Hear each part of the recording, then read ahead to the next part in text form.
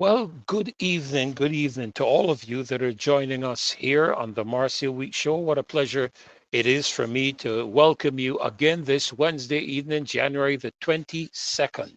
I am His Excellency Reverend Dr. Ferdinand Nichols. A pleasure of mine to host this show again tonight. I've been keeping busy as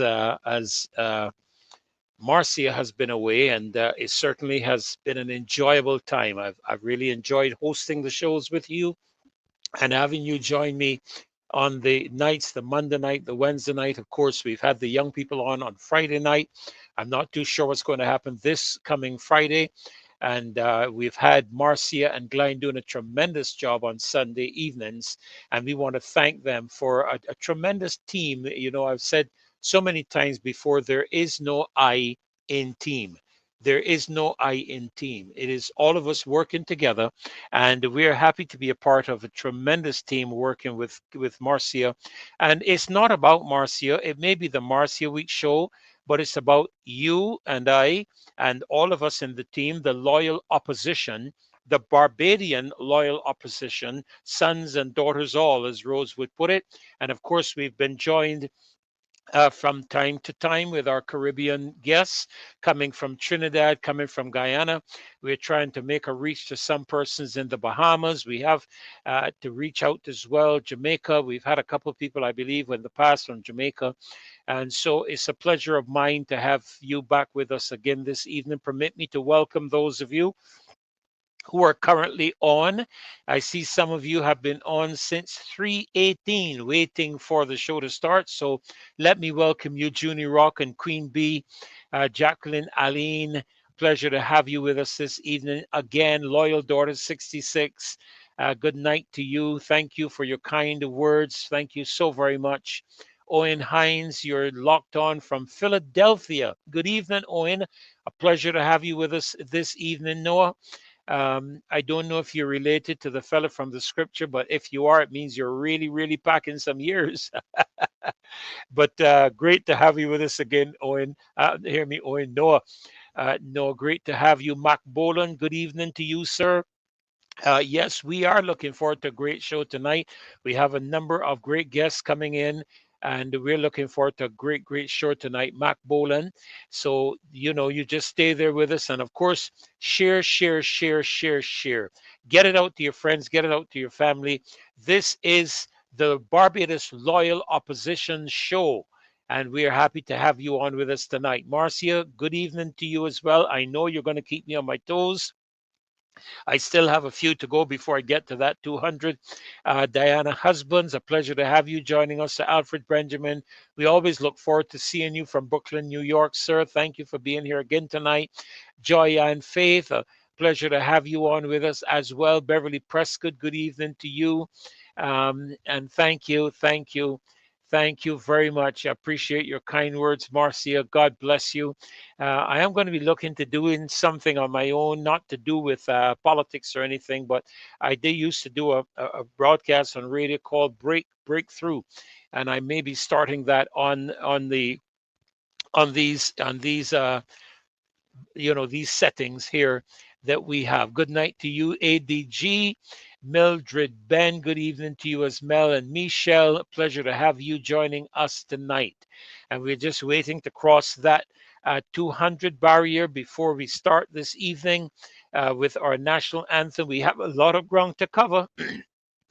A lot of ground to cover. You know, I was looking at the topics that we're going to be covering tonight, God willing. And of course, you know, you can look at our guests and see we're going to have some tremendous guests in tonight. We're expecting to hear from Mr. Paul Gibson. He is going to be in to talk with us about some of the health issues. And of course, you would have heard recently as well, you know, and I'll come to it in the show, the withdrawal of the United States from the World Health Organization, which I'll tell you how I feel about that in a little while. We hope to have Apostle Lucille Baird on with us tonight. And we're going to be talking about the church and its role. And, you know, many of you have been asking, where's the church in the midst of all the crime, the violence, the difficulties, the challenges, all these things that are happening? You've been asking, where's the church? Well, you know, Apostle Lucille did a tremendous act a couple of about a week ago, and I want to talk with her about that activity that she engaged. And then, of course, we want to talk about the matters of transparency and accountability. And as you would see from the heading of the show tonight, strict guardians, firm craftsmen. Who? Who is the national anthem referring to when we see strict guardians, firm craftsmen? And we'll be chatting a little bit about that in the few minutes that I have before my guests join me this evening. And we're looking forward to a great evening. And guess what? KEMAR is going to be here. Yeah, he is going to be here. He has assured me that he's going to be in on this one. We unfortunately couldn't get him on Monday. There was the Errol Barrow memorial lecture, I believe, that he must have been in attendance at.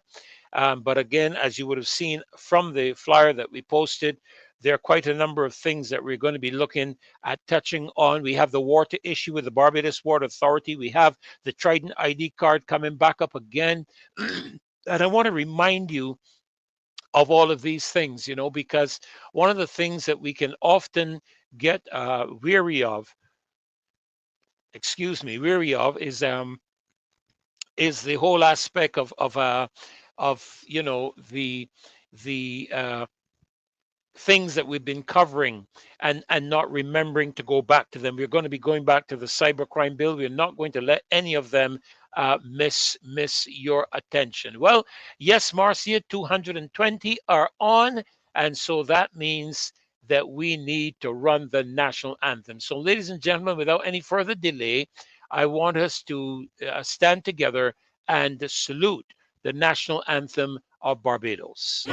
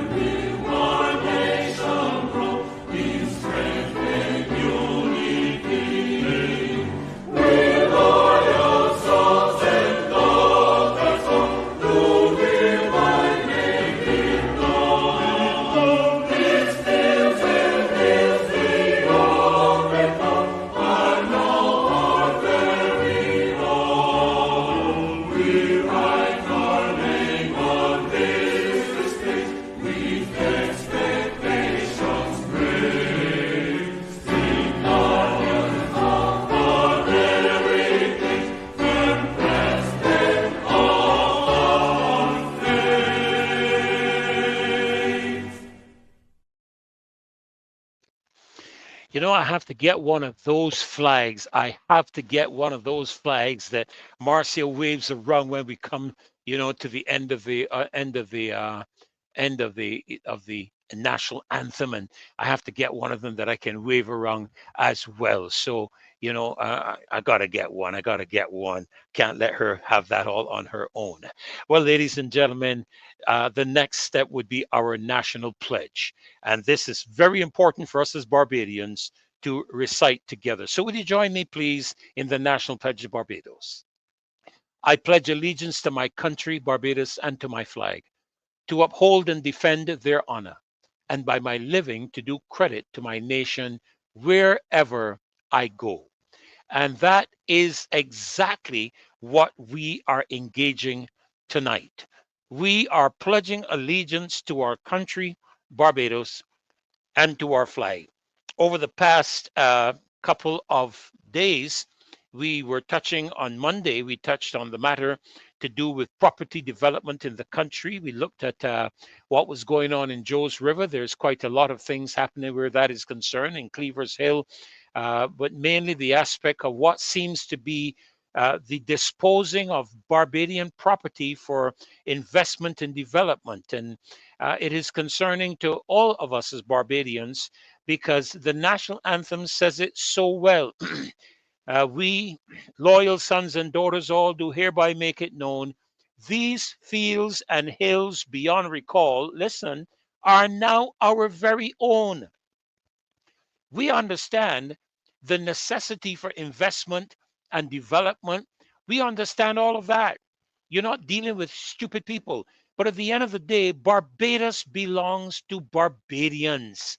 And it is really disingenuous for you as the government of Barbados to dispose of what is not yours. It is not yours. We loyal sons and daughters all do hereby make it known. These fields and hills beyond recall are now our very own, not our government's, our very own. We write our name on history's page with expectations great, strict guardians of our heritage, firm craftsmen of our faith. Our faith is not to be crafted by the World Economic Forum. Our faith is not to be crafted by the World Health Organization. Our faith is not to be crafted by the International Monetary Fund or the World Bank. Our faith is not to be crafted by the United Nations. Our faith is to be crafted by the people of Barbados. And a government, you see, things have changed. Government, things have changed. People have moved on. And as far as we're concerned, for you to engage certain elements of operation without consultation with the people is a travesty of trust. We have entrusted you with the well-being of Barbados, and all we are seeing you do is dispose of the properties in this country without consultation with the people, without even informing them. As a matter of fact, keeping them so busy with parties and fetes and sneaking legislation through the back door that people are not even aware of what is going on. That's what you tried with the cybercrime bill, but this show exposed you. You kept trying it with the child protection bill. This show exposed you. And KEMAR has been exposing all of the misrepresentation in terms of finances, the whole project, the sewage matter. We have all been speaking here concerning these issues. And so we will continue to do this. We don't, and I want it to be clear. I want it to be clear. I do not hate the Prime Minister. I do not hate anybody in government. What I hate is what you're doing and how you're doing it. You committed yourself to two critical things in your campaign, two very important things: transparency and accountability. On transparency, if we were to mark your performance on transparency, I'm sure that the people will give you a fail grade. If we were to mark you on accountability, I'm sure the people will give you a fail grade. When we talk about accountability, why hasn't the Public Accounts Committee met to determine the things that are happening at the choice of the person in charge of the Public Accounts Committee? That would be the leader of the opposition. And so it's very important, especially in this season of life in which we live, for any government to be transparent and accountable. I sit here tonight and I am thankful that President Trump has removed the United States from the World Health Organization. And I hope that many more leaders follow his lead and remove themselves from the World Health Organization. And why do I say that? I played a video for you not too long ago concerning a treaty that the World Health Organization was attempting to put through the United Nations. It was defeated at the UN, and guess what? They came in through the back door and are trying again, but through this pact that they have attempted now to implement in the UN by consensus, nobody voting for it or anything, to control the sovereignty of countries when there is another global emergency. And now the languaging is global emergency, not global pandemic. No, nothing like that now. And I'm going to tell you something. There are some people like Dr. Fauci who need to be locked up. Now, he's been pardoned by the outgoing president of the United States of America, and I dare say, I personally feel that when a president pardons certain people, that there is a suspicion of guilt. That is how I see it. And Dr. Fauci has been proven over and over and over to be a misrepresenter of the truth and to be in collusion with China and to be helping to fund gain of function activity relative to the same pandemic that we have just completed here as a global entity with over 20 million excess deaths. And I want you to hear it well what I am saying to you tonight. There is of necessity the need for people to wake up. We are not selling the sovereignty of Barbados to no World Health Organization. And if this government continues down the road that it is going, accepting everything the WHO puts out there, you're going to lose the administration, you're going to lose the government, and I will be one of the foremost people leading that charge against you. And why do I say that? I say that because against all of the science, they were talking about the science, but the science has now proven that all of them were wrong. The doctors that were talking about alternative treatments were correct. They knew it. But we got into bed with the World Health Organization. We got into bed with Pfizer. We got into bed with Moderna. We got into bed with Johnson and Johnson. And as a result of it, all the people across the globe have suffered significantly. You will recall that when they talked about the implementation of treatments,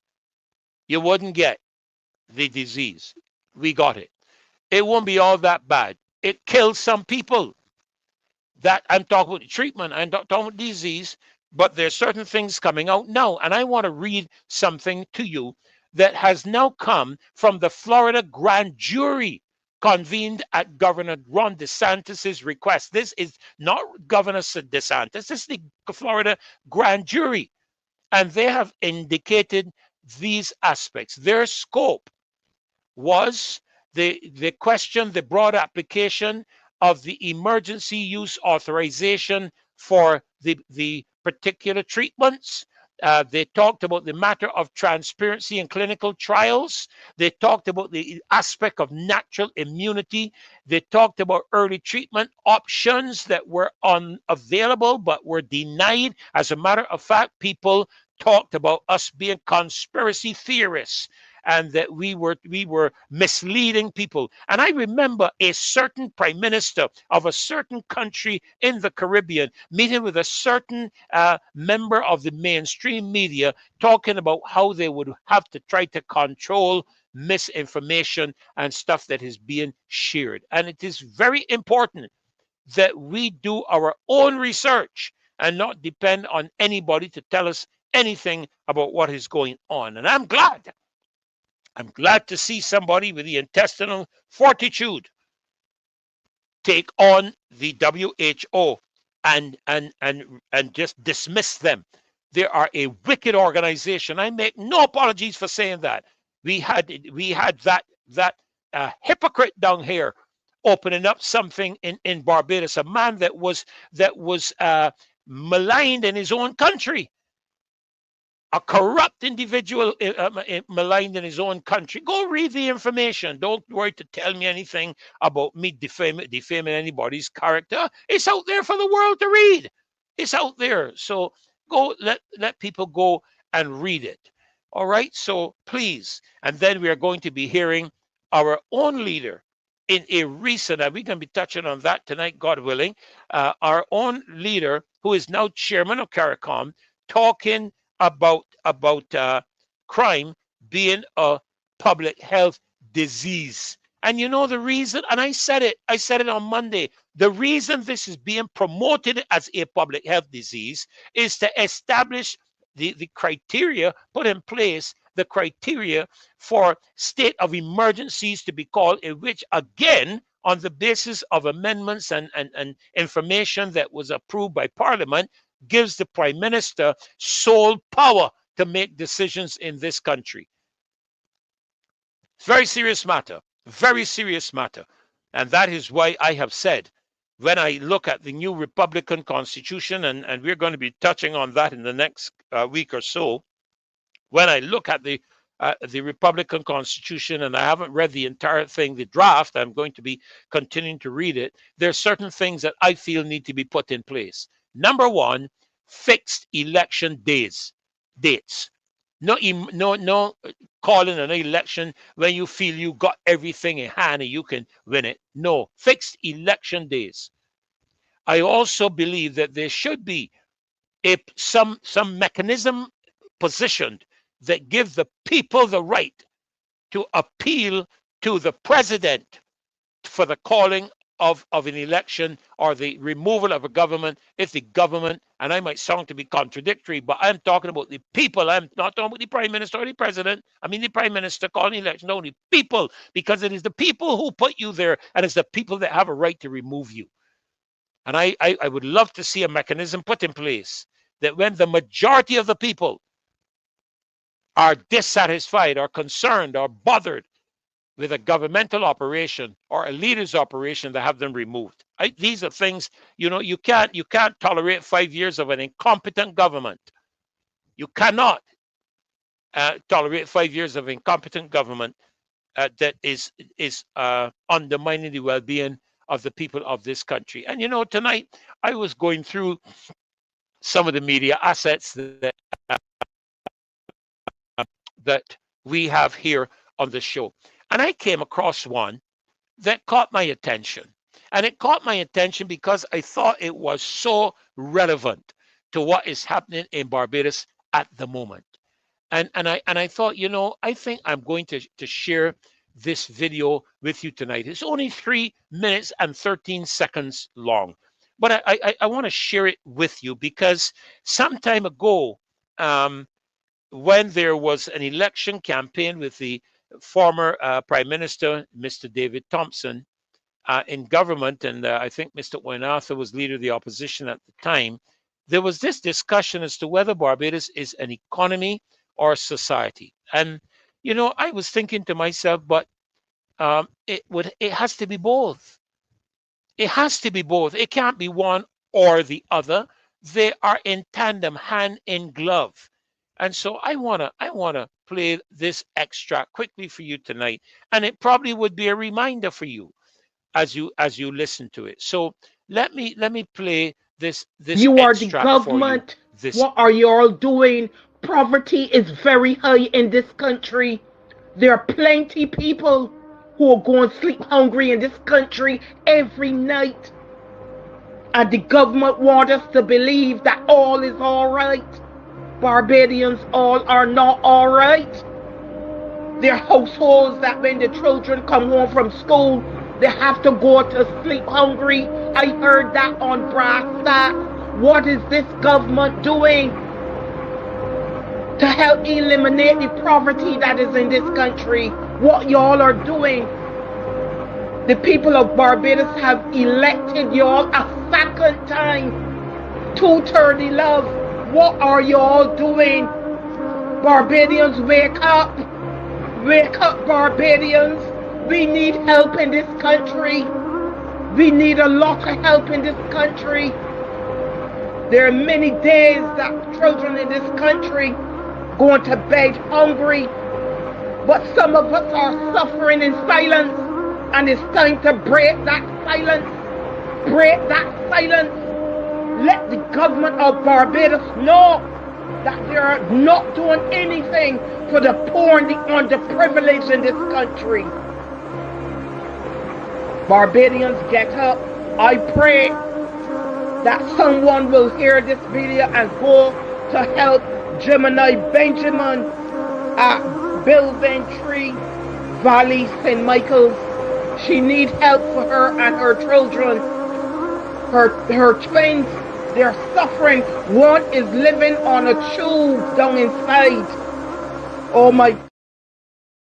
Now, this is a video that was done some months ago. And I ask you, has anything changed? I'm asking you, has anything changed? Some of you may say, yes, things have changed. They've got worse. We are challenged in this country. I walk into the supermarket. I shop on a regular basis at Popular. And I walk into Popular. There was a time, not long ago, when I would walk into Popular and people would be there, you know, picking up more likely than not brand. You know, maybe Farmer's Choice or Eve or Kellogg's, or, you know, they'll be buying brand. And people would just be picking up, you know, the brand they want, putting it into their trolley. And then recently, I decided one day, you know, as I was shopping, I just wanted to observe the people. And you know what I saw? I saw people picking up 2 tins of corned beef like this, looking at them, and then, you know, they're reaching down to try and see the price. And inevitably, as I watched them, they would pick up the product that was the cheaper or cheapest of the brands. Not necessarily the best or the better, not necessarily the most tasty or anything of that nature. What was the cheapest that they could afford? We are pulling into gas stations and fueling our vehicles at increased costs of fuel when the world oil prices have been falling, but not at our pumps. We are paying $3.50, $4 for bus fare. Now, I want you to stop and think about it now. Somebody working in Christchurch, because a bus can only hold so many people, but somebody working in Christchurch living in St. Lucie has to take at least 2 buses. That's $7 going and $7 coming. That is $14 a day. On a 5-day week, that is $60 a week. And these are people earning less than $2,000 a month. So in a month, they're spending $240 just in bus fare alone. Not to talk about the electric bill, where we are paying considerably more for our electricity, and KEMAR went through that with you detailed. Not to talk about your water bills, where people are paying for sewage that are nowhere connected to sewage, because we're hearing, you know, we have to share this thing together. No, we don't. Those of us who are not connected ought not to have to be paying for it. Those who have to be connected should be given a provision as to how they're able to engage payment for it. You know, these are the things that are deeply concerning. Indeed, yes, Henderson, Barbadians are crying out. Yet going and partying, that's a fact, Henderson. They're going and partying. I saw somebody sent me, let me see if I can put it up. I couldn't believe it when I saw it. Somebody sent me a flyer or something of that nature.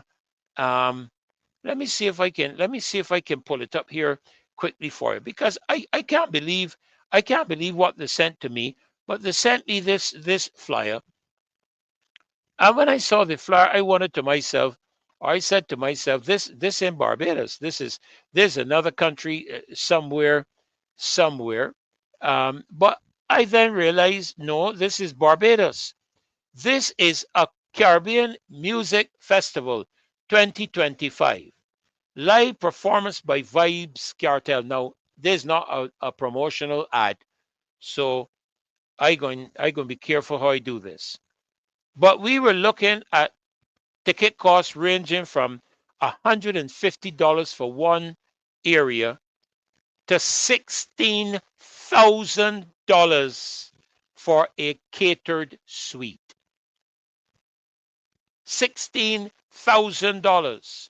People were paying for somewhere called the Ultra VIP $1,000. And I am saying to myself, what country is this? This is not Barbados. This is madness. Because all the time they are pushing legislation through Parliament, they're distracting us with parties and fetes. That is what I'm telling you. I'm telling you. To me, you could call me a prophet, call me whatever you want. I am telling you that the strategy for this year with regathering is to keep you preoccupied so that when the elections are thrust upon you in a hurried manner, you will not be prepared. I want to say tonight, again, I repeat it again, it was not the 1/10 of the iceberg the captain of the Titanic saw that sank the unsinkable Titanic. It was the 9/10 he did not see. Everywhere I turn in this country, every class, creed, color, you name it, everywhere, people are dissatisfied. The other day, I told you on Monday, I think it was Monday. If I didn't tell you Monday, I didn't tell you tonight. I had to change 2 tires on a vehicle I'm using because of potholes. Two, because of potholes in this country. And today, I took a turn off of the My Lord's Hill Road to the roundabout. Can't remember what that name of that roundabout is at the top of My Lord's Hill, going to Saltus, St. George, that one up there. I decided to go through what would have been the old bell. Turn off the road there and go through by where the old sugar factory used to be up in our state. And I can tell you something. I was bopping holes in the road like nobody's business. I couldn't allow my car to hit them. I mean, when I passed some of them and I saw how deep these holes are. And it's not only in that road, on some of our major highways, potholes as big as craters, man. No wonder people are buying SUVs and trucks. Thank you very much, Marcia. The normal Niles roundabout. Yes, no, you're right. The people that built the Titanic said nothing could sink it. Nobody can beat us in this election. What I'm going to tell you, I sat and watched a launch of 15 candidates for the Democratic Labour Party opposition, and another 15 that will be announced, I understand, in the not too distant future. Let me take a moment to address a matter with you. There are some dissidents that have left the DLP. That is their democratic constitutional right. I have heard rumblings coming off from the media that they are forming a political party. The former president of the Democratic Labour Party, Mr. Ronnie Yearwood, has indicated that he does not know anything about it. But I am aware of how politics works. I'm aware of it. But I'm saying this to you. Barbados has the capacity to change a lot of things if it wants to, if the people want change. And I'm saying to you tonight, pay attention to people who are offering themselves up to represent you in the House of Assembly. Make sure that their primary interest is Barbados, you as the people, and the improvement of your lives. It was Errol Walton Barrow who we celebrated just yesterday, Errol Barrow Day, our founding father of independence, who led this country to sever its original ties with our colonial masters, only to find ourselves being yoked again into colonial slavery through our associations with certain large countries in the world that we are getting funding through, and falling at their feet and doing everything they tell us to do That is why, and I will tell you, I am going to be having a conversation with Mr. Thorne, leader of the opposition, to recommend the removal of Barbados from the World Health Organization. And I'm not making any jokes about it.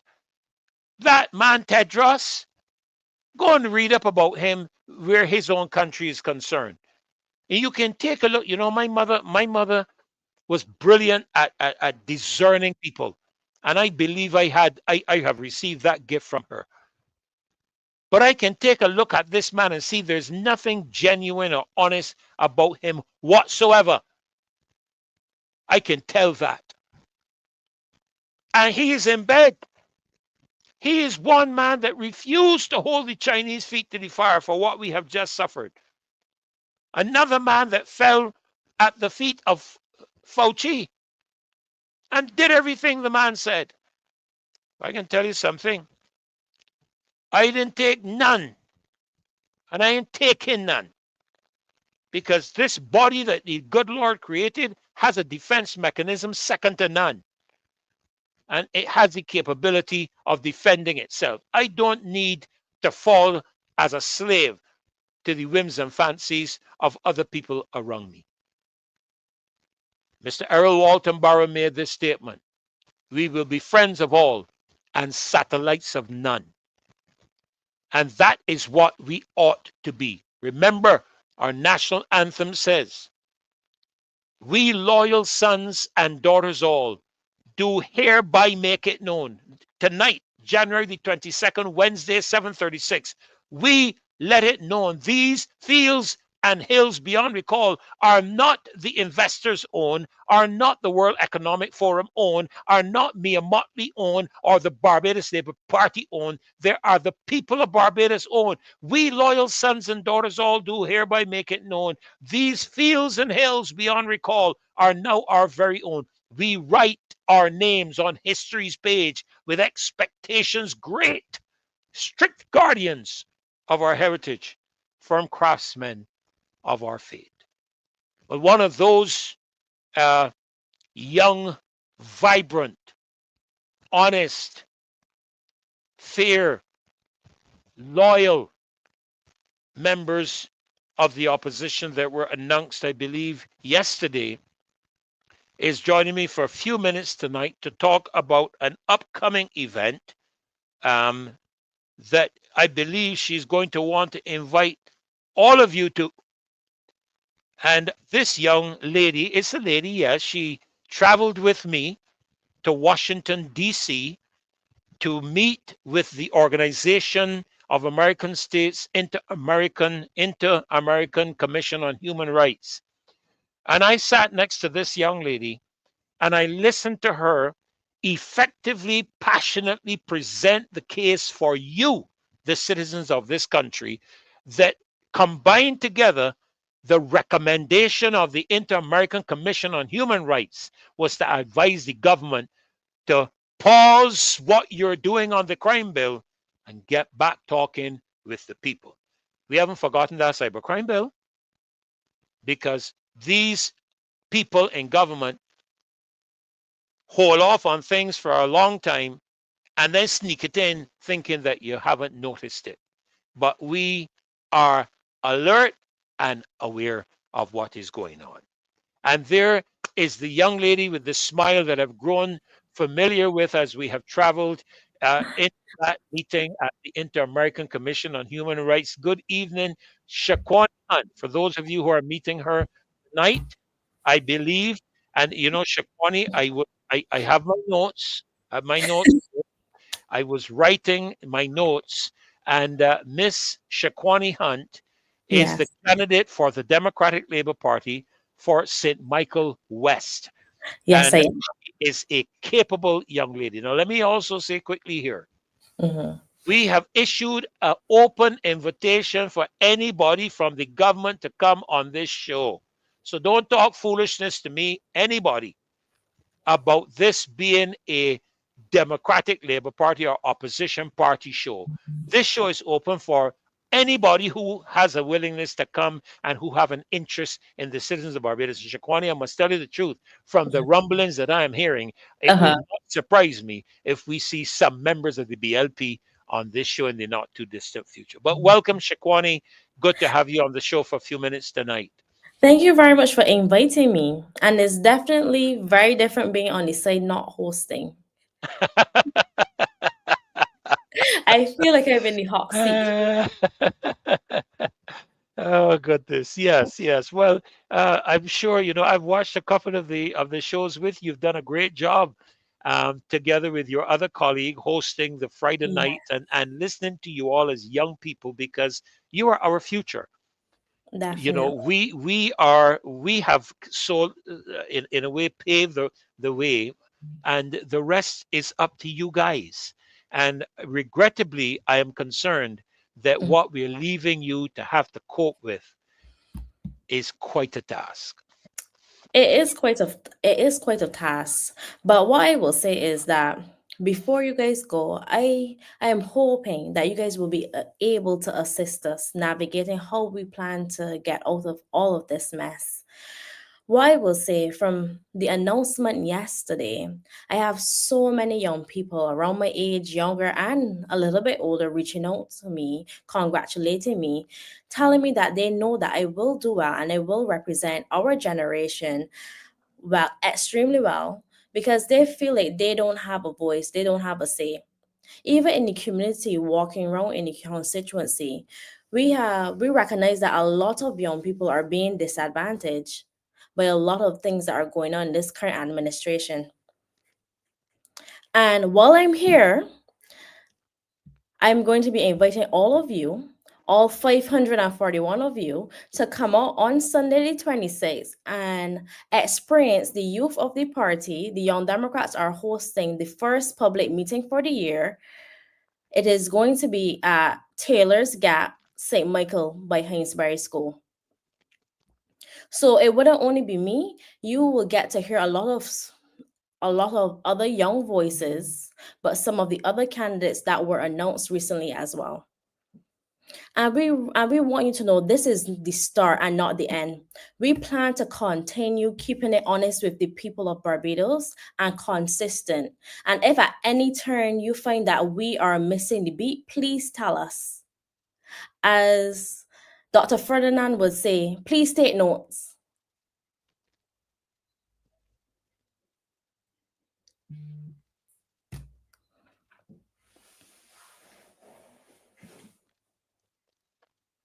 I may have to enlarge that a little bit, so they can see it, but that is Yes. coming out of my WhatsApp. Okay, let me see if this is going to come up bigger that they can see and take notes. You heard the advice you were given. You were given the advice to take notes. Okay, I think we're much bigger there. So I'm just going to bring it down. Honest voices for the people. I'll chat with you about something I see there because my mother is very sharp on her language, on her English language. Young Democrats public meeting. Senator Andre Worrell. He is the candidate for St. Michael Central. But Yes. look at the list of young people. Curtis Cave. My goodness, Dr. Dawn Marie Armstrong, Dale Rowe. Both of them are candidates, one for St. Michael North, the other for the city. And then Simon Clark, attorney at law. And Curtis Cave, he is also an attorney at law. And they would appear a joint chairpersons, Yes. both young people. They like they're passing me out. Um, Definitely not. We are trying to get on the same level as you. We have a lot of growing to do. yeah, but you guys are doing a great job. I've listened to many of you in your speaking and in your concerns for our country. And Shakwani, I'm sure that as you look at Barbados today, I was hoping Jeremy, what's his name? Paul. Paul was supposed to be joining me at 7:30. He's just messaged me a few moments ago Mhm. to let me know that the power has just gone off in his Oh, area. shoot. So he might not be able to get on. So I have to say, there is a saying in a forum that I am on where Mhm. a person is known to have said, God is a setup God. He is. Because you messaged me just a few minutes before I I want came you on guys the to show it was tonight. not planned. There was no plan to No. come on the show tonight. I messaged him to send him the flyer, and he was like, "You have time to come on the show?" I was like, "Sure." And there it is, with Paul not being able to come on. And maybe I'll start throwing some questions at you or some things for your input. You know that Definitely. we have, if you follow international news, you know that the President of the United States has just withdrawn America from the World Health Organization.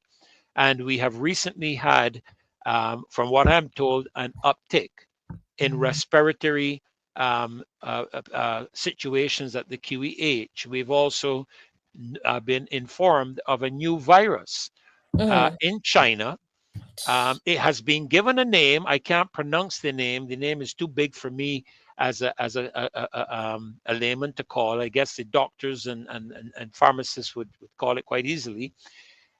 They said they've never heard of it before, they've never seen it before, but they're liars because the name is included in the Pfizer pharmaceutical documents that the US Supreme Court forced Pfizer on redacted to make available to the general public. And the name of that virus is in that document. So they're lying again. They're lying again to the global um, family that we have.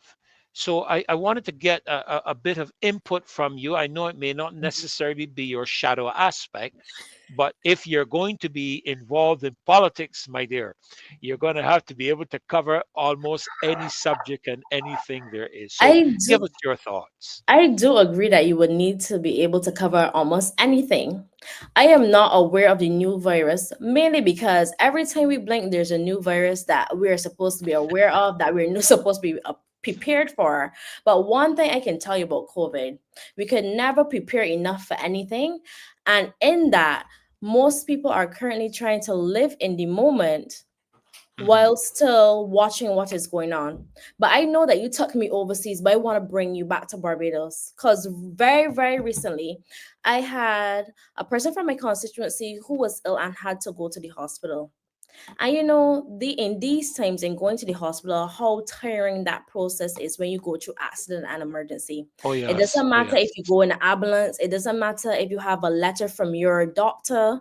Yep, that's Once you go right. to accident emergency, if you go in an ambulance, you still have to come back out and wait with everybody else. Sometimes the waiting time could be 24 hours, 72 hours. I know a person who had to wait 5 days. It That's was 5 days. ridiculous. So at this time, it is January 2020, 2025, the 22nd. They should already have a plan to restructure how accident and emergency is flowing. I do not understand how they renovated and they got less seating. They renovated and the time in which people would see you reduced, well, increased, because before that you would have to wait maybe 18 hours to see a doctor. Now sometimes the wait time is a lot longer. One of the other things I observe having to go in there to assist people is that when you go there sometimes you have a lot of student doctors who cannot do it on their Yes. own. They need Yes. to staff accident and emergency. You can't put a person who is working on a ward to work on accident and emergency as well, because they can't be two places at once. So some of these little things can cut down the wait time for people when they go to accident and emergency. Also, we need additional nurses. My question, and I want to know why the government has not set up something for student nurses at BCC who did not pass regionals but passed the Barbados Community College exams. Why can't they work at the hospital? Because we have nurses coming from all over the world who have not done the regional exam, but they're working and operating here in Barbados. And that is something they definitely need to address, because we are producing nurses that we are not accepting, but they're going overseas and practice. Explain to me, why are they not focusing on correcting small issues like that? Because They can make an adjustment, but they're not interested in it. They're bringing nurses from Ghana, from Cuba, all over the world.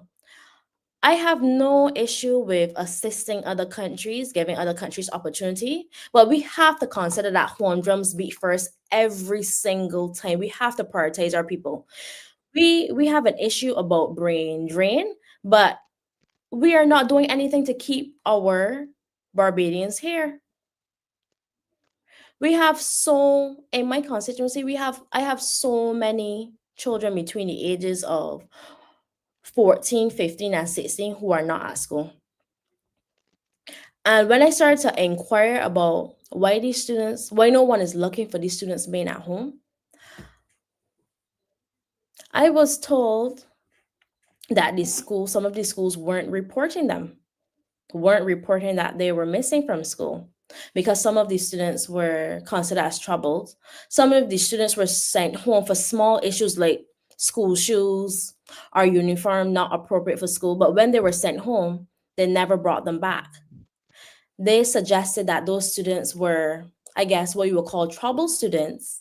And Deviant. they technically aged out of the system. And that is a fundamental problem. One of the biggest issues that I have in that area currently is that a lot of parents are complaining that the children cannot read at all levels. Wow. And when you can't read, you have a whole generation of people who are angry because they cannot communicate, they do not understand.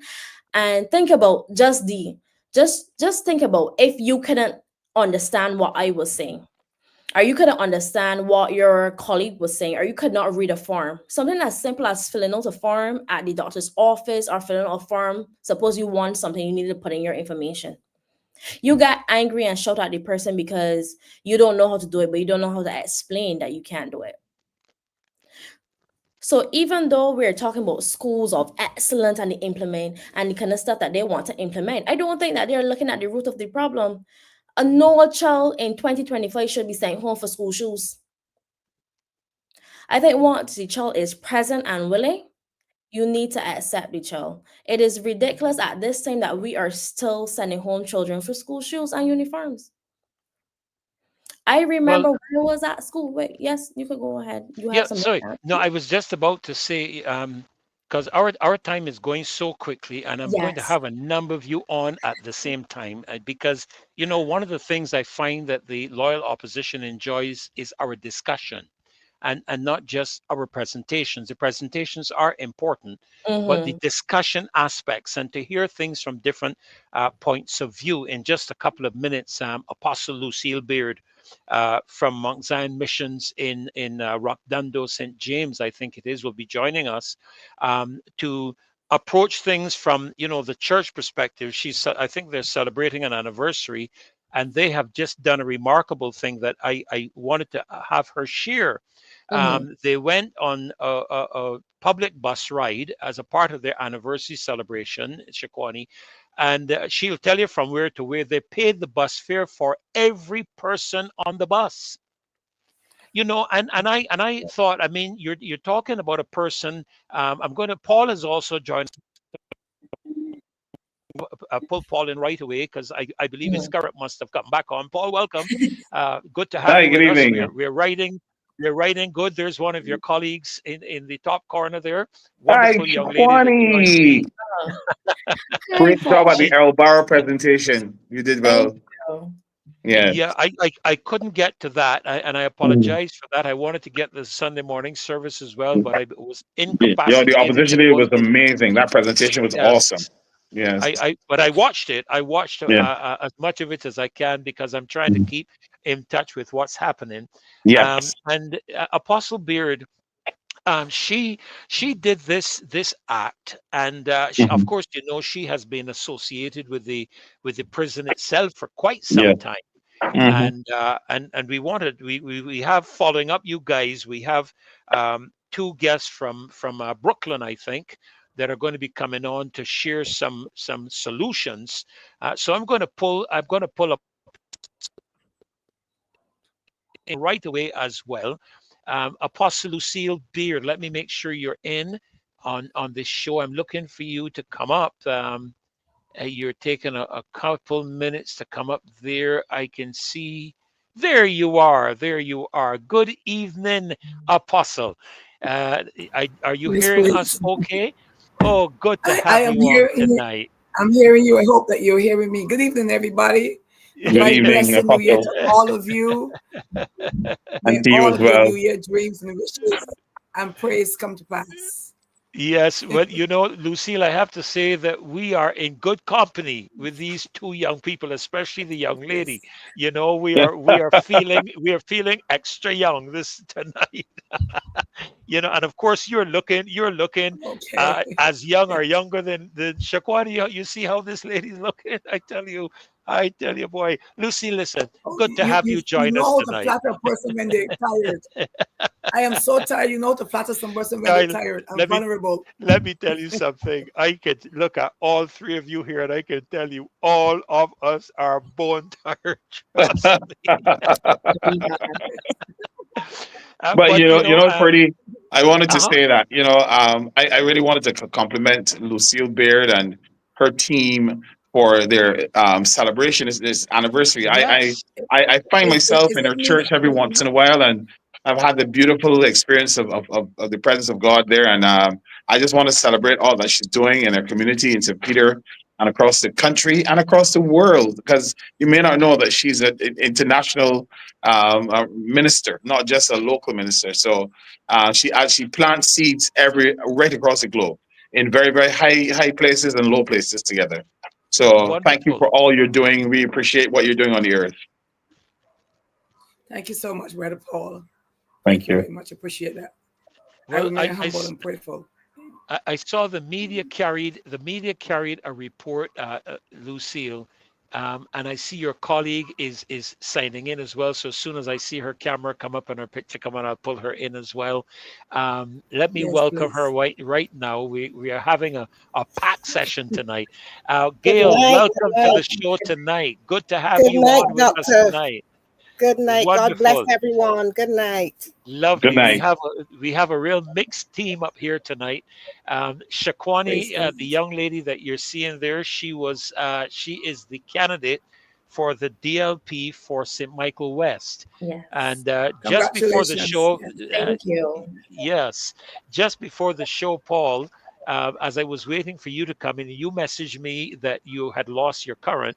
She Yes. sent me a flyer just to advise me as for a young democratic meeting that they're going to be having. And I said to her, I said, would you like to come on just for a few minutes and share with regards to it, because of course you had the power problem and I Yeah. wanted to keep things moving until you came on. And then as you came on, we are at 7:57, and Apostle is to join us at 8 o'clock. And so she came in, and I said, I'm not going to delay bringing her in. And there's Gail. Let's bring them in and let's have a discussion. Mhm. Amen. Apostle, you did a tremendous activity. I saw the media cover. I was blessed by what I read in because Let me clarify that for you because you're saying we did. We are doing it. you're We're still doing. We doing did it it. again today, and You we're did doing it it next week. again. Yeah, we're going to the four. We're going to the four corners of Barbados and Wow, getting on the that is buses. Four that is corners of fantastic. Barbados. Yes, four corners. So Just so the started off. loyal, Today was yeah, sorry, just so the loyal opposition today was knows the what we're third. talking about. Loyal opposition, this is all the 500 and some people that you're seeing here, and the thousands that will view the show afterward. We're talking about Okay, an okay. initiative that Apostle Beard took. And in that initiative, they took a bus ride. I can't remember from where to where, but they paid for everybody on the bus. That is We, unprecedented. We have because never had that happen. we're celebrating. We're celebrating 30 years as a ministry. Huh? Yes. Uh huh. So we're praying for the first 30 persons that get on board the bus in four corners of the nation, Wow. Yes. north, south, east, and west. Today we went to St. Philip. It took Bayfield St. Philip. It took us an hour from um Terminal. the terminal to Bayfield and back. And Yes. funny enough, we as you're right, we paid for everybody on the bus because we had 33 people that got in going and between going and coming, Yes. and we paid for everybody. And we're giving them snacks, we're giving them juices, you know, and we're giving them, like, if they have children, grandchildren, candy to take home for them as well. Wow. So we're doing that all 4 corners of Barbados. Wow. And next week we're going to Sam Lawrence Castle. And the people are, let me tell you, Reverend Gabe will tell you that the bus drivers are so kind and polite and accommodating.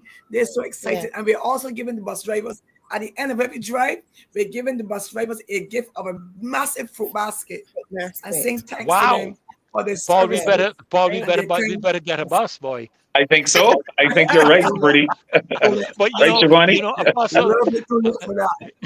Apostle, you know, we used to be told that behind every good man is a woman. Next to me, yes, I was just about to tell you that behind. I'm not seeing who's that behind you, but you shifted the camera so that we can welcome your husband on tonight as well. Now. Yeah. You know, we have so much to unpack. I must tell you all. You know, we are celebrating 50 years this year. 50 years of our anniversary. 50 years. You mean of marriage? Big Congratulations. Yes, and I love her of marriage. And I love her as much today as I love her then, 50 years ago. And I am going to say you ain't got no choice. I'm going to say you ain't got no choice, guys.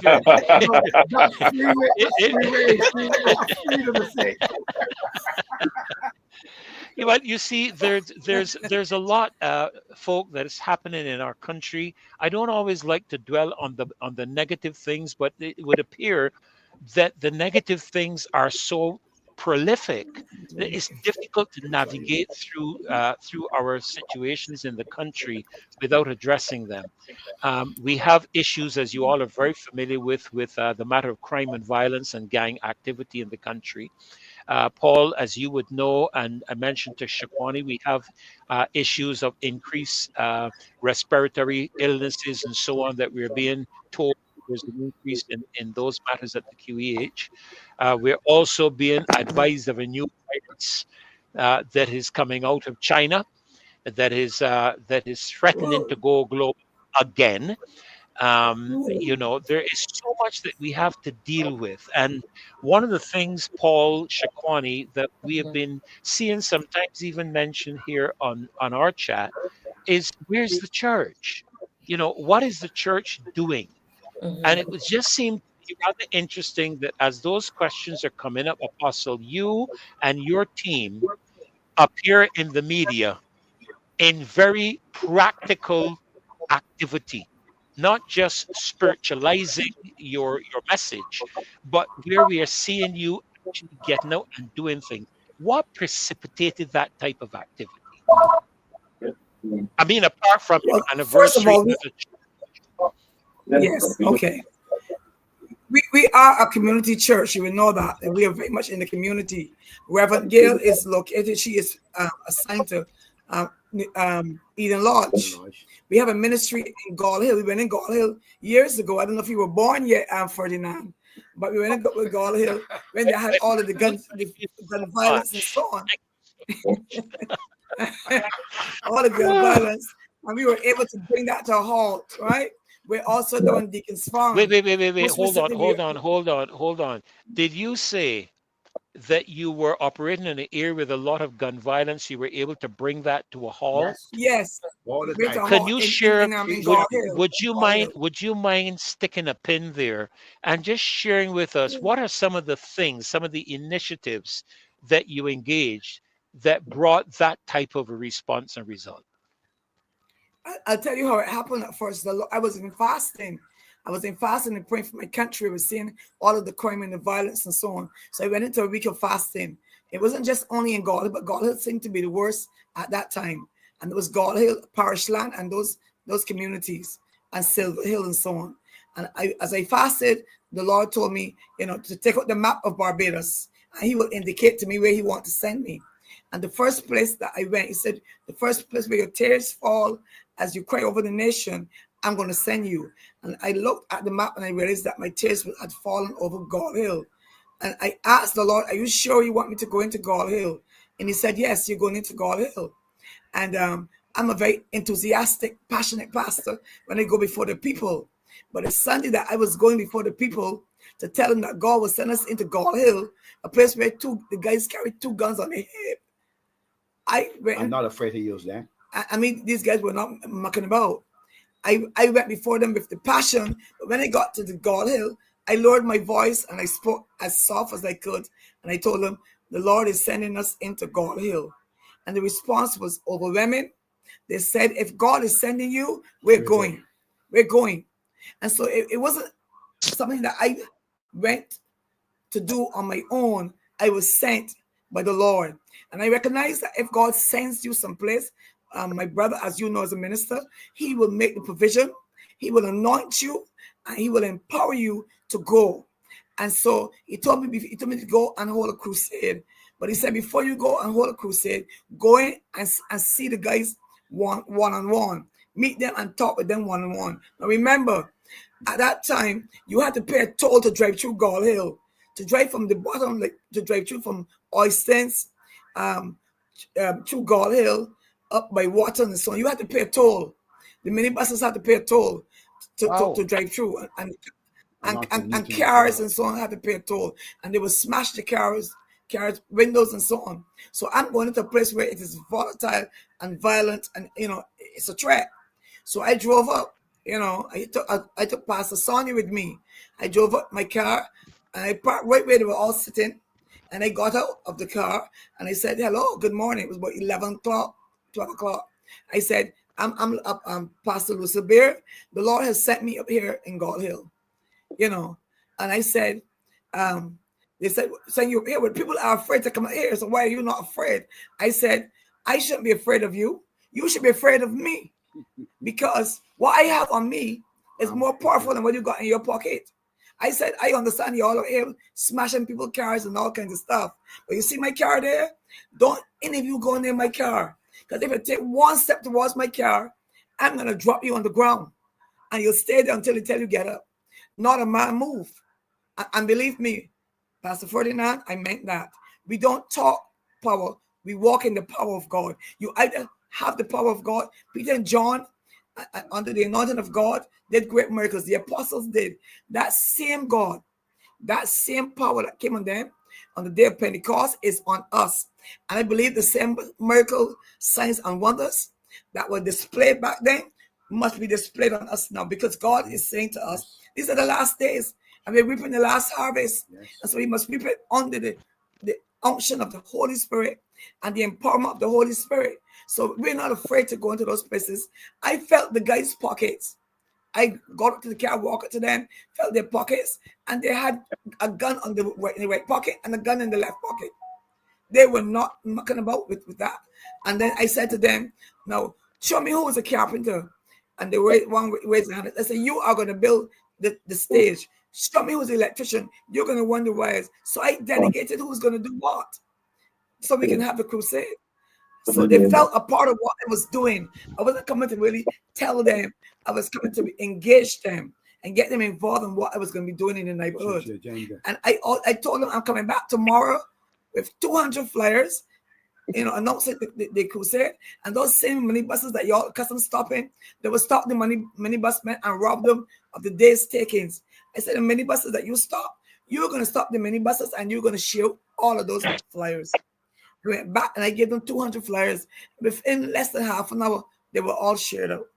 And the guys built the stage. They helped me with the electricity. And you know what God did?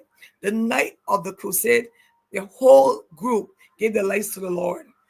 The whole group. Wow. And then it had a domino effect.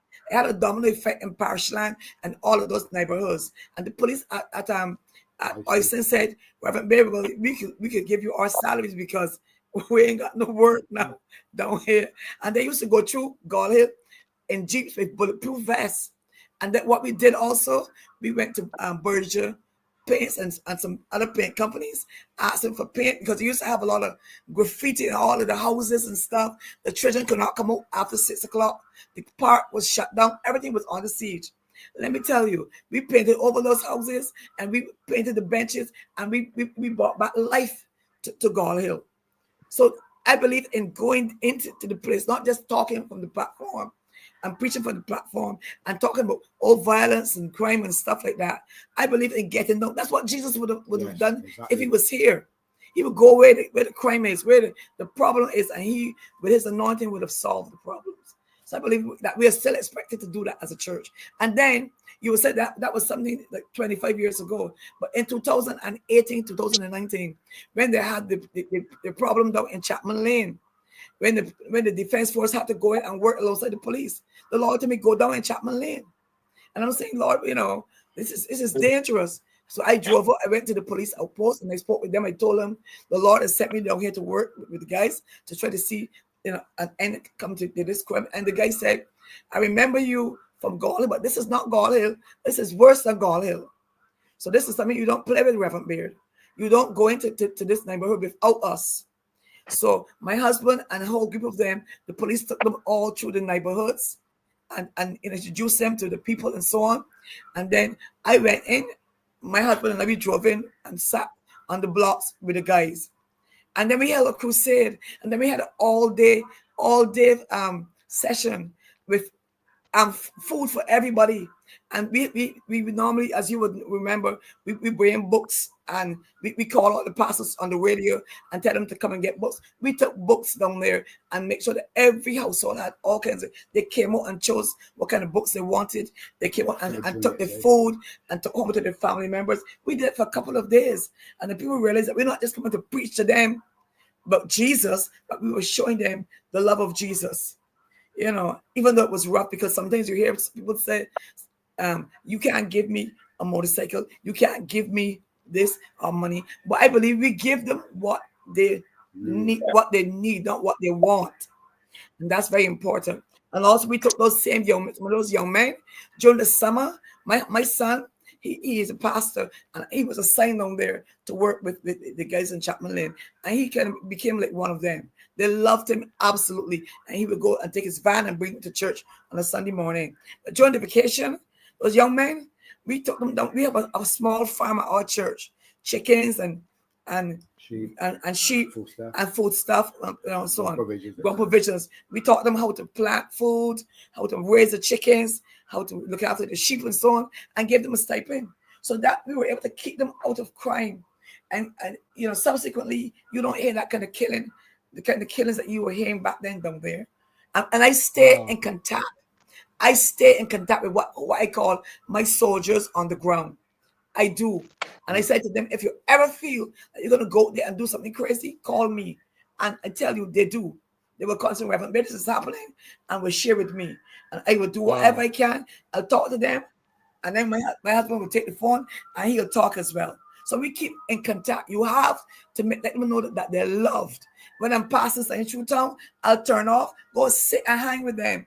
In November, we spent a whole day down in Chapman Lane just hanging with the guys.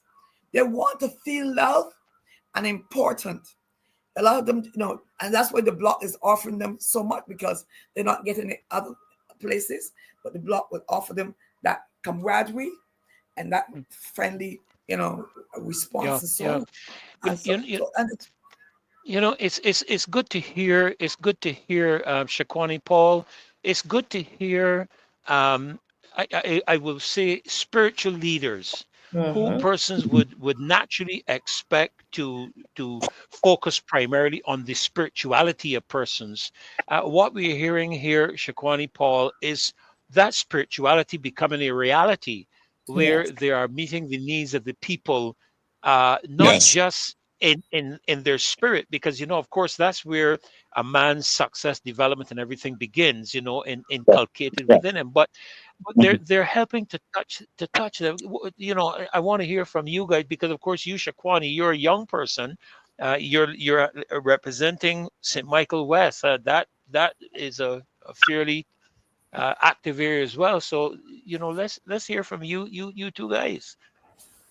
Well, I will say those are excellent initiatives, and that is exactly what you need to do. If you're not willing to actually put in your work, where you're going in the field, where you're pulling on some of these young people and older people too, to assist in community activities.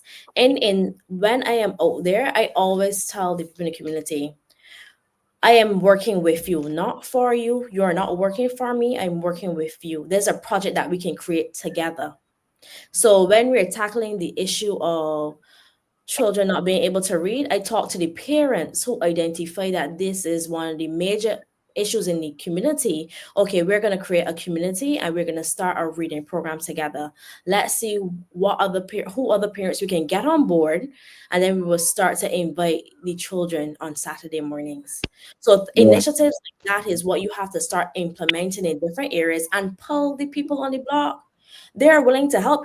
You will find that so many people on the block are willing to help. I told somebody, if you saw where I grew up, you would never imagine. I grew up right next to a block. Because you live in that area, that does not mean that that is the person you will be. You now have to identify in what path Yes, you want to yes. take, and make sure that you continue and share that there are other options. Yes, correct. Yeah, Paul. Uh-huh. Yes, I really appreciate what I heard tonight from Pastor Lucille Baird and her family. I mean, I know this is what they do and what they are. I like to remind people that love is a verb, it's an action word. People say they love Jesus and they want to get to heaven, but the first manifestation of your walk with God is when you take that walk with God and share it with other people and share it with your community and demonstrate love in a very practical way. I mean, Shakwani, there were issues with water in St. Lucie, and love is shown in a very practical way by taking water and delivering it to the members of the community in St. Lucie. I got involved in the political space because I felt a calling in my life to serve people. And people forget that ministry, the word ministry, is really means serving, it being a servant. And Jesus washed people's feet at the Democratic Labour Party's very, very successful and beautiful service on Sunday at Messiah's house, which was a jam-packed place. They spoke about ministry and serving and understanding vision and purpose. And what I'm seeing through the Zion Missionary and what they're doing there is exactly what Barbados needs. It needs someone to touch people. We know that people need jobs. We know that people need food. We know that people need clothing. We know that people need things like undergarments and so on that people take for granted. When a lady has a menace and can't afford to go to the pharmacy and buy these normal things, but these are things that are needed. And I think that Freddie and Chikoni, that we need to come back to a point where Barbadians take their eyes off of guns and crime and turn their eyes onto one another and say, how can I help you? How can I help my neighbor? And become a lot more neighborly and practice what I call one anotherness. You love one another, you take care of one another, you share with one another all you have. So that's what I do. Yeah. I want to pull. I want to pull Reverend Gale into this too, Lucille. Sorry, but before I do, when we came back to Barbados in when did we come back? No, not 1997. We were in Trinidad for a few years. We came back here. We had some of the gangs from Free Hill, one of the Free Hill gangs in our home, and we asked a couple of questions, and there were two things that caught my attention. I asked, as a minister coming, to start a ministry, I asked, what do you think is the greatest need, or what would you say, not what you think, would you say is the greatest need of your young people, of your youth? And I was stunned by his answer. He said without hesitation, God. And I said, God? I said, but why would you need God? He said, well, because if it weren't for God, we would self-destruct. That's one thing. And then the second thing he said to me, in terms of people come into their space, he said, you can come, but when you come, be real, because we can tell a fraud. And I paid attention to those statements. Right. So Gail, I know you will be one of those people. You're going to be. But you are one of those people on the one of the foot soldiers. What has your experience been? Because sometimes people can say, well, the leaders are fine and so on. But what about persons like yourself? What has the experience been like for you? Good night to everyone and everyone who's watching. Also, I give you great blessings for 2025. Thank you, Dr. Ferdy. It has been a tremendous, tremendous experience for our 30 years as we've gone into the trenches in this nation, touching lives. And one of the things as we were talking and as Paul was speaking, hi, Paul. One of the things we even mentioned it today. Yes, we are celebrating 30 years and we could do so many fancy things. But one of the things that the Lord said to Apostle Lucille was to the first 4 weeks of the year, give back to the community. And 30 free bus ride for 30 commuters was a wow.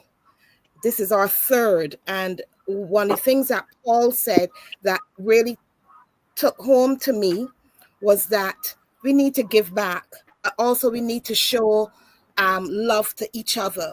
And I think that's the missing part in Barbados today.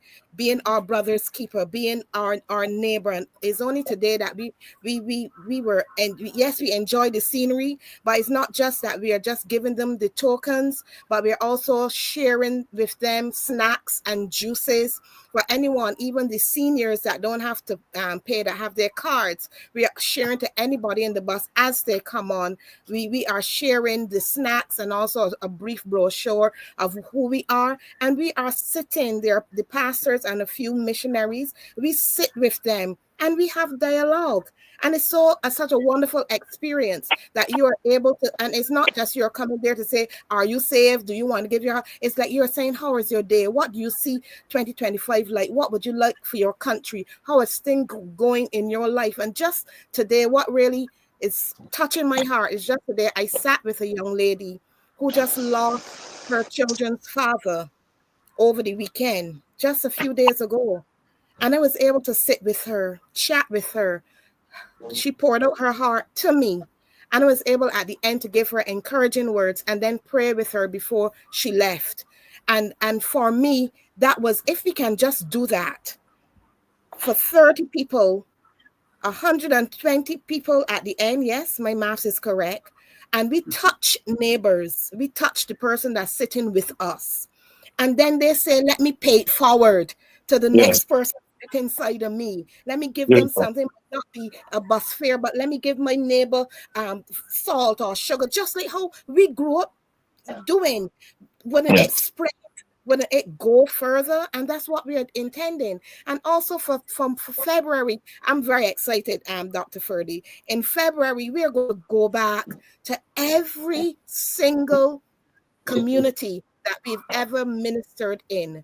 We are going to touch, I think it's over 20. For the month of February, we are going back into the community to tell them that we are still with them, tell them that they're still loved, and to share the goodness of God. That is the practicality of our ministry. Not just preaching in the 4 walls, but being able to touch the nation. And I believe when we touch the nation, we touch society, we touch an individual. In the end, we touch families, and that is important. So we are on the road. We are on the road 30 years and moving on. And I know Apostle Lucille has touched people, not just in the prison, not just in society, but everywhere. When they get in the bus and I said, well, this is our initiative, this Reverend Baird. Oh, I know her voice.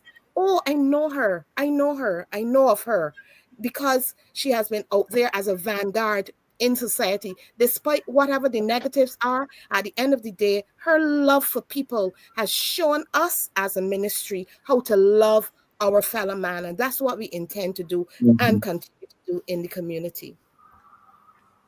So we're excited, Dr. But Ferdy. again, you see, my thing, I've been recently sharing on one of our platforms that we gather every morning, Monday through Friday, and I was sharing with them a couple of things. Number one, faith without works is dead. Yes. So that while there are those who pray, the point I made to them is that the person praying is not necessarily the same person that needs to be working, but there needs to be work. It can't just all be what we would term in our colloquial language as spiritual people, intercession. There has to be some activity involved, because without that activity, our prayers are what, fundamentally. And then the Apostle John, I think he talks about how love not in word only, but in deed and in truth. Yeah. And so when I hear these things, I'm encouraged. Paul Shakwani, and I know that many others listening on to the show are encouraged, because very often, the church takes a lot of flack for not being relevant and not applying to where people are living today. And recently I saw an article where a church went through its community where they're doing praise and worship and so on, and I asked the question. I said, yes, but did they distribute anything? Did you give out a package, a grocery bag here, a grocery bag there, because these are things that will show to people that you're serious about what you're doing. Yeah. I coined a phrase from a good colleague of mine who was a motivational person. I really haven't seen her in a long time, but I heard her with this statement: people don't care how much you know until they know how much you care. Yes. And People Freddie, I don't. want to. Yeah. I love that. I love that statement. I know this is the time of the year when everybody fasts and pray and forget meals and so on. And there's a lot of snot and tears and running of eyes, and then they get up. And the scriptures said, Jesus says, I was hungry and you And fed you me. fed me. I was naked, Yes. you And clothed me. I was yes. thirsty, you gave me drink. And the people say, but tell me, when were you hungry and thirsty and naked? And they say that as much as you've done it unto one of these, your brothers, you've You've done done it it on unto to me. me. But Yes. Paul, And don't so, forget the ones yes. in prison. Don't forget the Yeah, ones in prison. the prison, which is what Lucille Baird Yeah. and his missionary, Yeah. they're very actively involved in prison ministry and so on. And the fact of the matter is that there's coming a time when we have to stop. Love is a verb, is an action word, and we have to demonstrate our love and care for one another as Barbadians, and citizens and as Christians, by really sharing our love for people and really pouring love on people, because that's what people need. People need to be fed, watered, hungry. And he said to, and you know what he said? He said, "Depart from me, I don't know you." Remember Yes. that? Yes. That was Yes. connect. That was one of the most shocking things I've ever read. I said, "Oh my goodness." I never fed this person, never clothed them, and I was at church clapping and all this kind of stuff. But I wasn't doing what I was being told to do, which is the whole matter of obedience. What is obedience? What really is it? You know. So I'll leave that there, because I'm not a preacher. Well, I will tell you that sometimes I take some flack on the show when I get too preachy. But these people know, know my position. I frankly don't care what they think. I state my position unequivocally. Yeah. And I believe that is one of our democratic rights. That is one of the things that, as a country, we have been able to maintain. Yeah. And one of the aspects of democracy is the capacity to be able to dialogue, even though we might have different opinions and different views, and to respect those views. And so I believe that what is happening in our country now is going to take a holistic approach. It's going to take the involvement of family. It's going to take the involvement of church. It's going to take the involvement of school. It's going to take the involvement of government. And when I say government, I'm not talking about 30 people in parliament.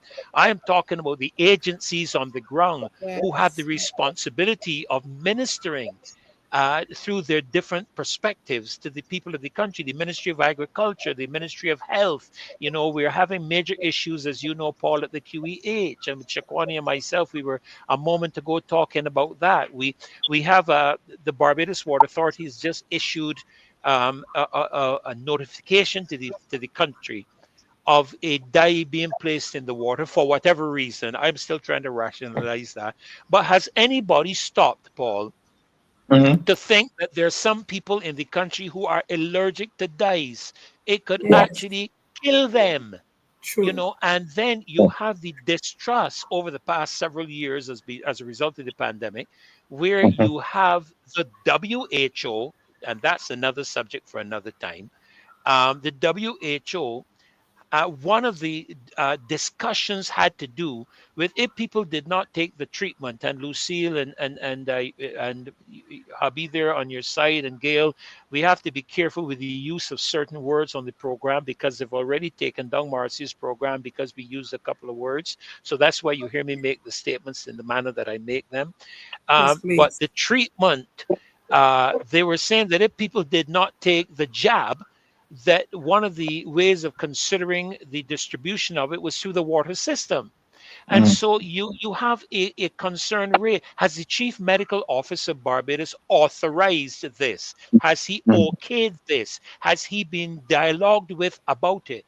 Keeping in mind the Prime Minister is also the minister responsible for the Water Authority. And these are the concerns that are in people's lives. And to me, one of the roles Gail and Apostle, we had a sudden.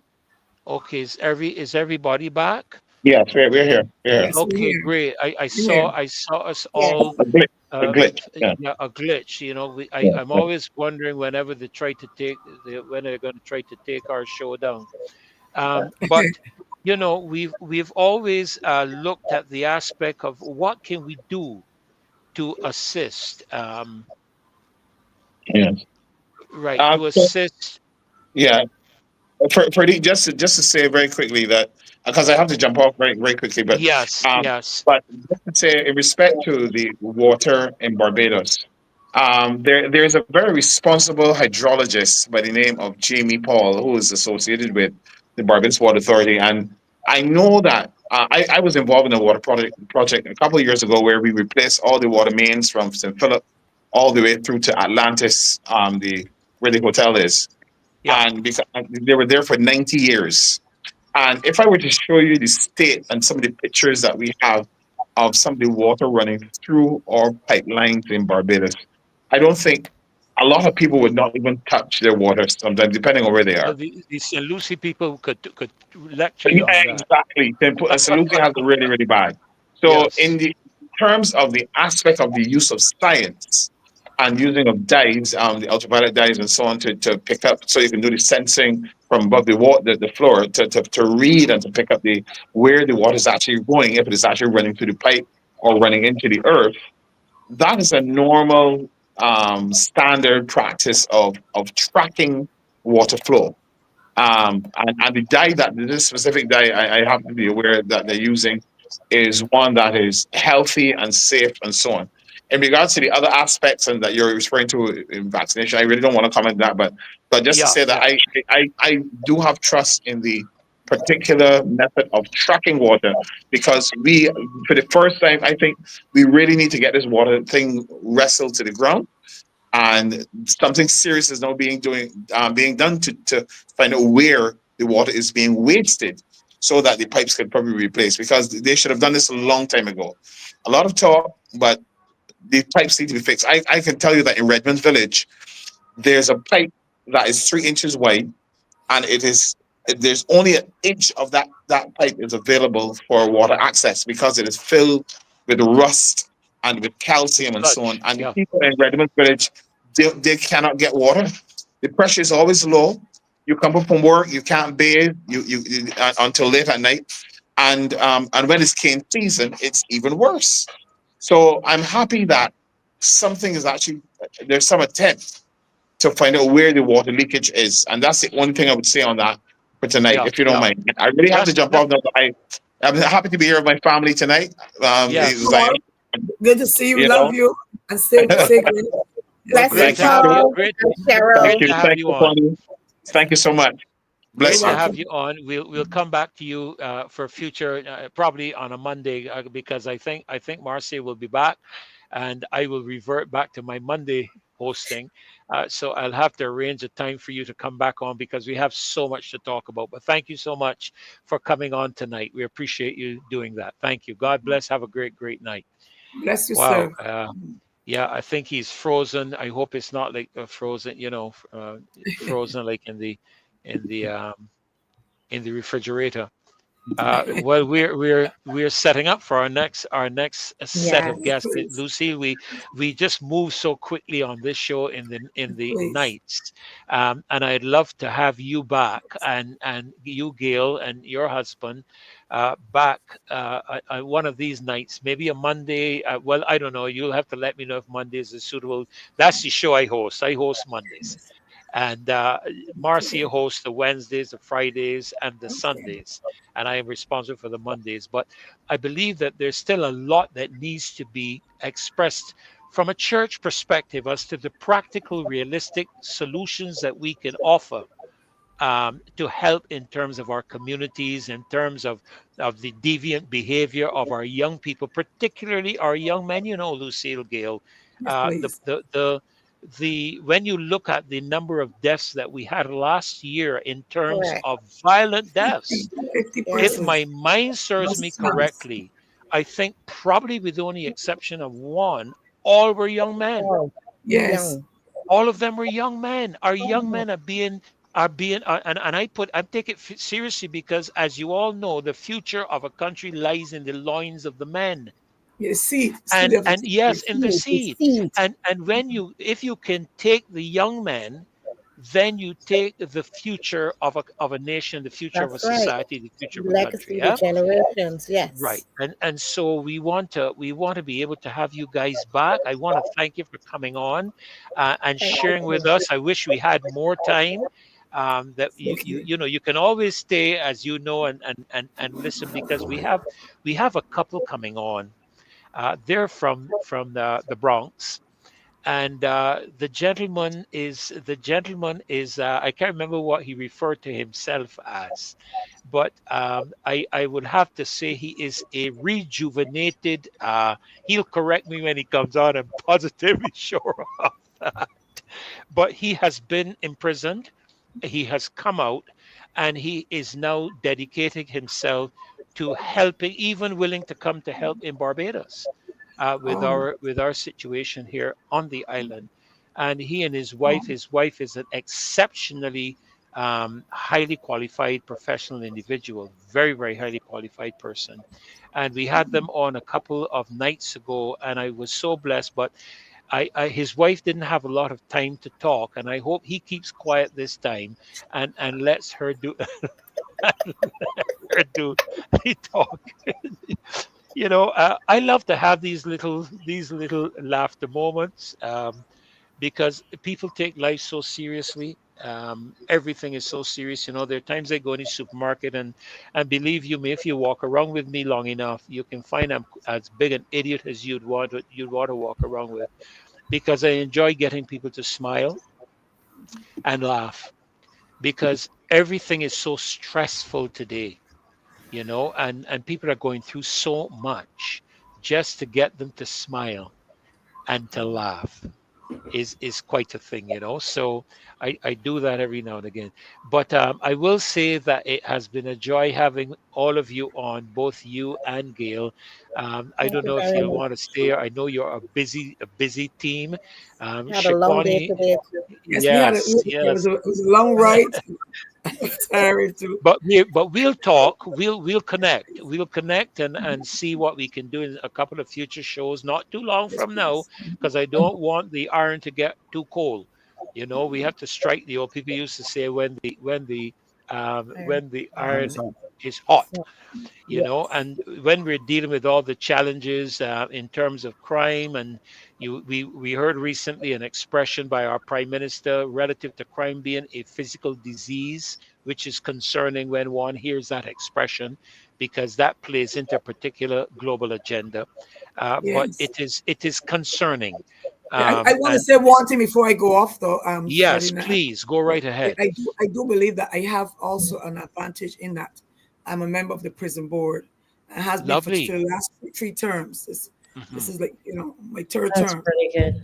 Yeah, and because I sit on the prison board, I'm able to go to the prison at any time. I meet with any inmate and speak to any inmate in privacy. So when there's a lot of commotion out there in society and violence, and I want to say this, and I hope that Barbadians are aware, when a guy goes to prison for murder of something violent, he becomes a hero to the guys that are out there. He's a hero. He's seen as a big, strong person to follow. So what I like to do is to go meet him and find out from him, who do I go to? Tell me who is your soldier that I can talk with to try to see to bring some sort of, Right. care. So I have an advantage in that I can straddle both the fences. I can Well, straddle the prison and I can straddle the community. well, straddle the fence right Yes, now. yes, Straddle the fence right now, because I'm going to bring in yes. Maurice and Ty DeFreitas, and welcome them to the show. Maurice and Ty, we want to welcome you again. It's always a pleasure and a joy having you both on. And of course, Maurice, I see you are on the same mic as your wife Ty, and I was hoping you would have been on a I different heard one you. so I could I silence your heard you. mic for you. I heard you. I heard you. I was listening. I was paying very close attention. How are you? How's everybody But doing? I think I'm doing great, doing great. Good to have you guys back with us Thank you. tonight. The young lady up on the top left of the screen, that's Shaquani Hunt. She's one of the candidates for the opposition party in St. Michael West in Barbados. Great. The young lady and her husband in the center with the beautiful glasses on, and her husband is trying to hide off on the side of the camera. But that's Apostle Lucille Baird and her husband. They're the spiritual leaders at one of our churches in the northern end of the island. That they've been doing some tremendous work in the country over the last several years, and very recently did some initiatives in terms of traveling on the buses and paying for bus fare and so on. And as you would have heard her mention, she's on the board of the prisons and so forth. I And the did. She young got my lady attention below with my that. image, yes, and actually that was one of the reasons I was about to say to her, stay on if you can. I know you've had a long day, and if you're able to, that's fine. If you can't, we will understand. Yes. But I think it would be wonderful to interact together on this matter. Shaquani is the young prodigy here. And I had some time with Shaquani when we went, Maurice, to the Inter-American Commission on Human Rights with relation to the cybercrime bill in Barbados. We made a representation there on the behalf of the Civil Society of Barbados, with regards to some of what we saw, the human rights violations in that cybercrime bill. And the conclusion after that meeting was that the commission advised the government to put the passing the bill on pause and again revisit dialogue and discussion with the people in the country. But she is a very highly equipped, highly intelligent young lady that really cares about her country, cares about her young people, and in this instance cares about her constituency. And the other young lady just below my image, that is Gail Price, Pastor Gail Price. I'm not sure what title I should give you. Is it Pastor Gail, or am Reverend I Gail right? Price. Reverend She's Gail Reverend. Price. Yeah, I forget mine sometimes because I We all I've do. always I've always said that what is more important is not the pipe that carries the water, but the water that comes through the pipe. You know? That's true. So this is Reverend Gail Price, and she works with Apostle Lucille Beard as well. So I want to welcome you, you and your wife, tied to the show tonight. And I know you shared with us some solution-based ideas that you have. And it would be, this is why I asked you to stay on, Lucille, if you can, and Gail, because this is a team that works in the Bronx, dealing with deviant individuals within Okay. their space. So, Yes, sir. Maurice and Ty, I'm going to turn over to you for the next few minutes that you can share from your heart what you've prepared for us tonight. Sure. Thank you. I appreciate it. Good night, everyone. How are you? Good I hope that night. everyone is Good doing night. well. Good night. So Welcome. Good thank you. night. So the young lady at the top in the middle, I didn't catch her name. That would be Apostle Lucille Baird. Lucille, you have just received an honorary Yes, young young lady. lady. Young lady. Okay, Thank you so much. and I appreciate I that. received one. I can't remember if it was you or Gail that talked about if I was born then. Boy, I I am felt the so one that good. told you that. You're the I one. told you that. God Yes. bless you, girl. Go right ahead. Go Yeah. right ahead, Maurice. That would be So Apostle Lucille. thank you. So she definitely caught my attention when she spoke about being in the prisons, right? So let me just give you the apropos title: formerly incarcerated and returned citizen. Oh. That's the title that you were looking for, Dr. Ferdinand. Yeah, let me write Um, that down. so Let's repeat that again for me, please. returned citizen, and the other Yes, that's equivalent is formerly incarcerated. return citizen. I'm Yes, I making pay notes, you see. taxes. I pay taxes, lots of them, hefty too, hefty. So Ah, move uh, to Florida. oh, absolutely not. Then I'll be probably be paying with my life. Stand your ground. Right? Don't want that. I have a family.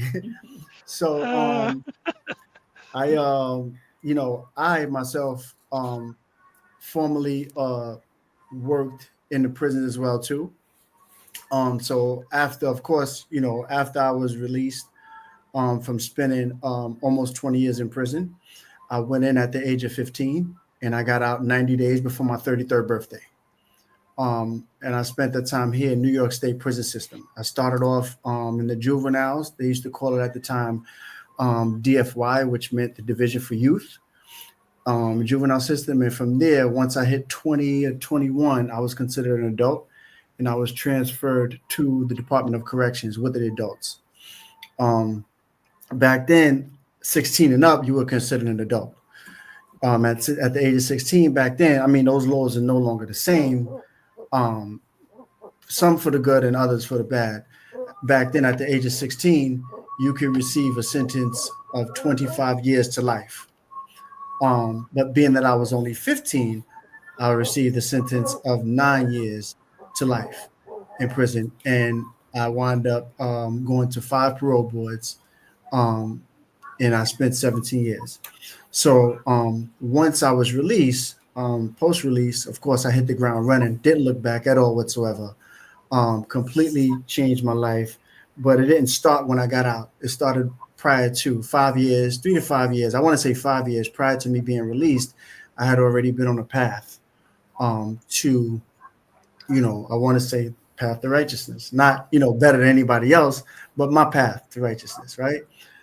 So I started off in ATI and, I started off in reentry and around ATI around the same time. So reentry for those that are formerly incarcerated, men, women, younger, older, I dealt with all the populations, right? And ATI stands for Alternative to Incarceration. So I was doing both. I was in the field of both.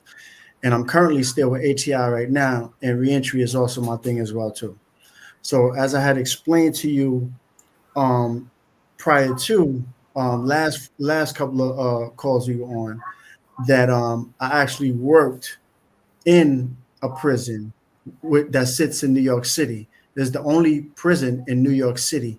All the rest of the prisons are in New York State, upstate New York, in like rural areas, like desolate towns where there's really nothing going on. And the majority of the individuals that are in these prisons are young and older Black men and women and children. So Explain what does that mean to families, though? So the fact that these prisons are 6 hours away, what does it mean to the families yeah, of those that are in those prisons? so the people that are in those prisons are being counted on the census. The census is up there in those countries, so they're getting the funds. The funds are being allocated to them, and not to their families in New York City. And that causes such, you know, A financial burden. a financial The burden. isolation piece. Yeah, isolation piece, all that, and I'm gonna get into that. But what happens is, you know, I worked in the prison. after I got out. And I stated to you that I said that when I went away, that the same people that would put me away would actually come back to me for help. And that's exactly what happened. So now I currently work for a nonprofit organization, and I also work as a private consultant as well too, and in conjunction with the district attorney's office in assisting young people that are into violent situations, caught with firearms, and are facing serious felony charges that can send them to prison for 7 years, right? So now, in sending them to prison for that amount of time, that creates a destructive burden on the community, the family. It breaks down the family ties. It does everything that you could possibly think of, and as well as ruining the lives of the individuals that committed the crime, and the individuals who were the victim, the families who were victims of the crime. So no one wins. No one wins in this situation, right? So going back to what I initially wanted to speak about, which was Pastor Lucille, I think, right? Is yes, it? Please. Yes, right? Yes, please. Okay, yes, Pastor, please.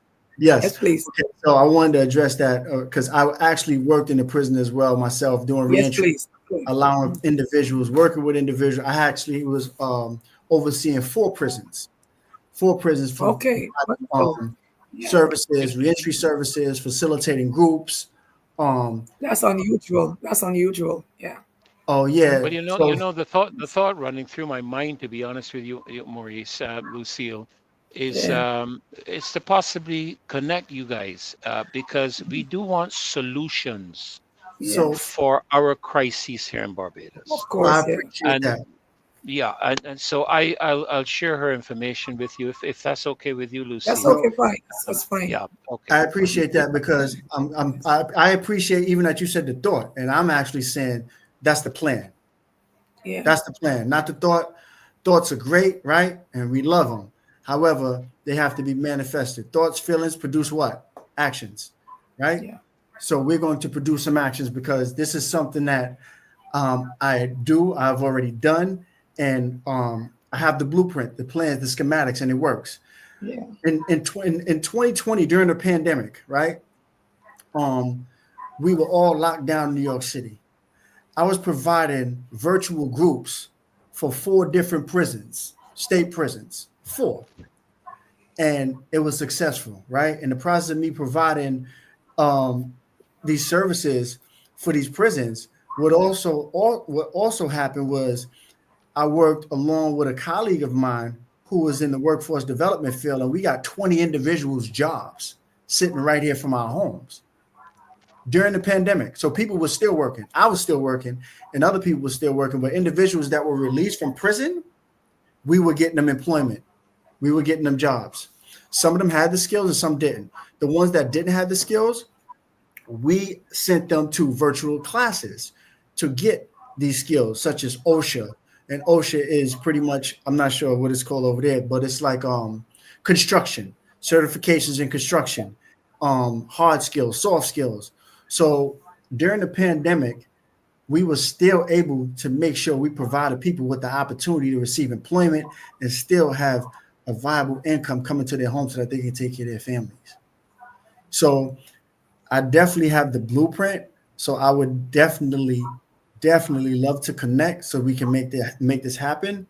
I don't want to talk too much like Dr. Ferdinand said. I also want but the plan and solution is not even a thought. It's already manifested into actions because these are things that I've done already and I'm still doing right now. And I'm currently in the alternative to incarceration field, but I'm in both. I can do both because this is what I've been doing for almost 20 years now. I spent 17 years away and I've been home for 17 years. December 20th made 17 years. And I heard you say that it is an anomaly, right? So over there, it may be, but here in the US, this is what we do. This is what we do in our underserved, marginalized communities. We come back with a vengeance in a positive way to recreate and be the innovators for our young Black and brown people in our communities. Because if we don't do it, ain't nobody else gonna do it. So we have to do it. And this change I made was a choice. There's so many different other negative opportunities out there, but just as many negative opportunities there are, there's matched or not even more or even more positive opportunities. So please let me stop me because I could keep going. No, I'm gonna let Ty stop you. Yeah. My only thing is that in Barbados, I worked in a prison for almost 25 years first as one of the first rehabilitation officers. And so I know the prison system in Barbados quite well.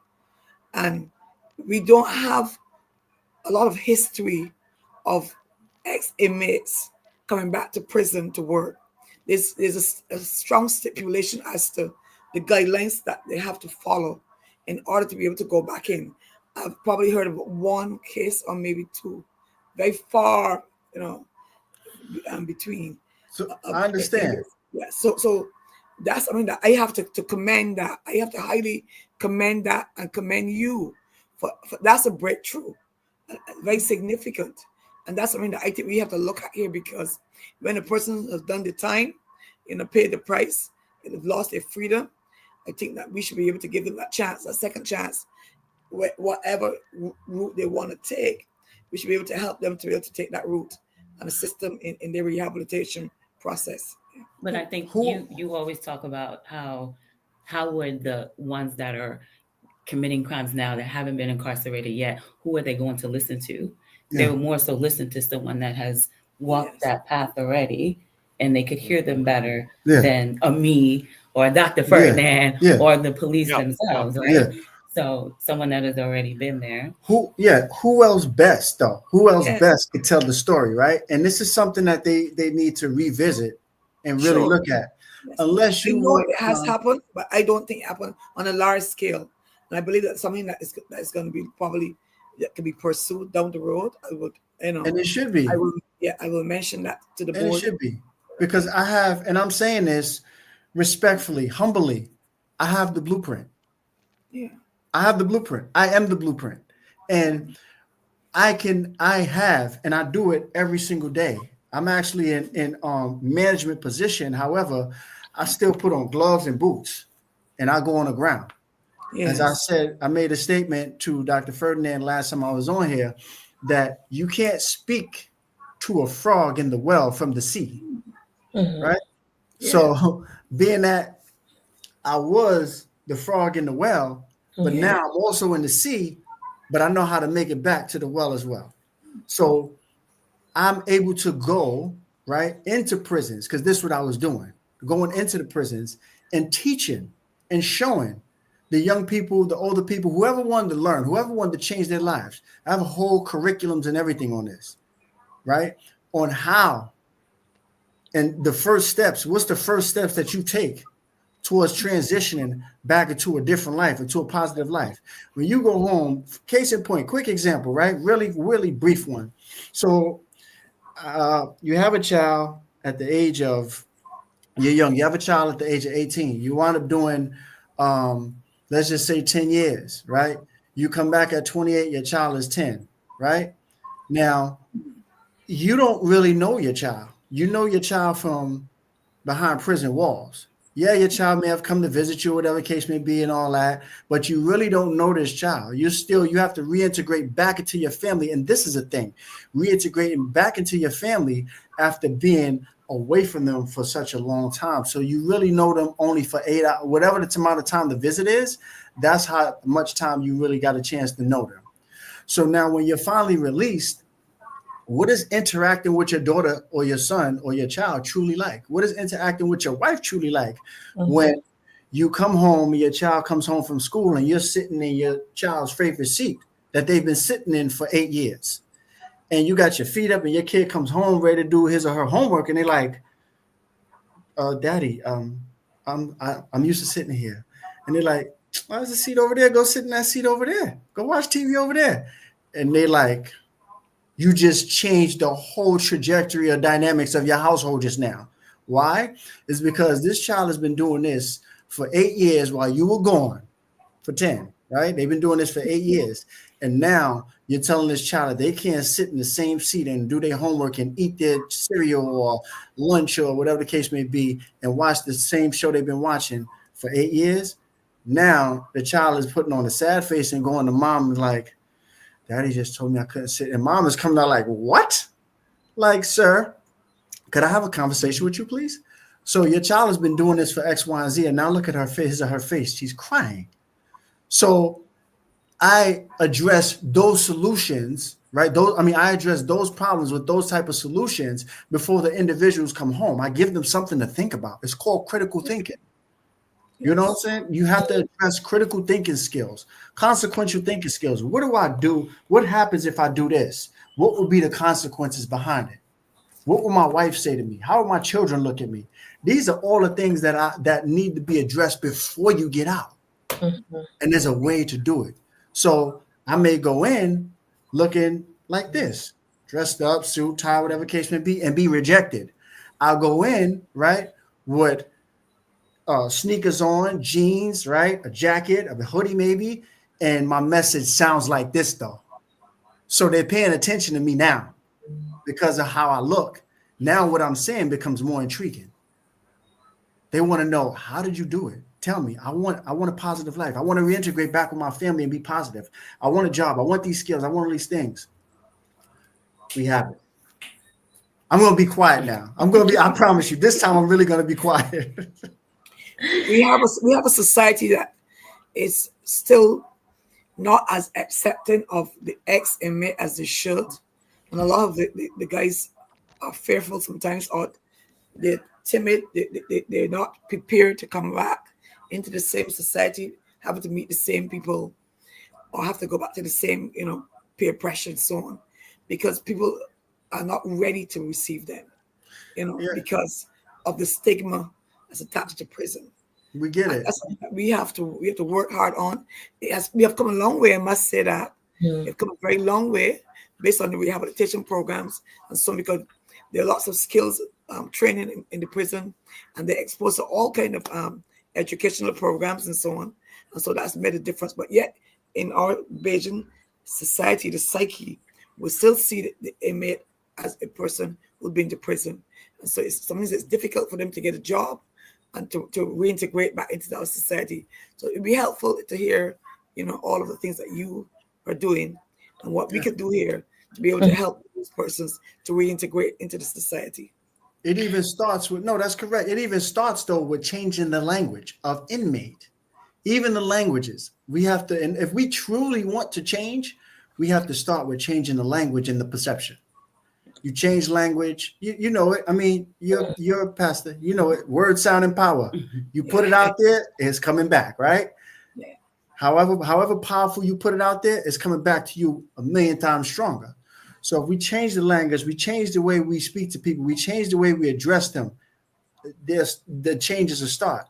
And you said something about the stigma with people returning citizens back to, back into the community and all that, right? Now, you can't send the individual. You should not send the individual back to society the same way he left. What's changed, right? So you have, they call it people, places, and things. So if you're released back to the same area, the same place, you're going to see the same people, and the things are going to be the same, especially if it hasn't been cleaned up. So who do you clean up? You clean up the individual. Once you work towards clean up the individual, that's clean up their mindset, thoughts, feelings, produce actions. There's a thing called cognitive behavioral therapy, right? That we use here.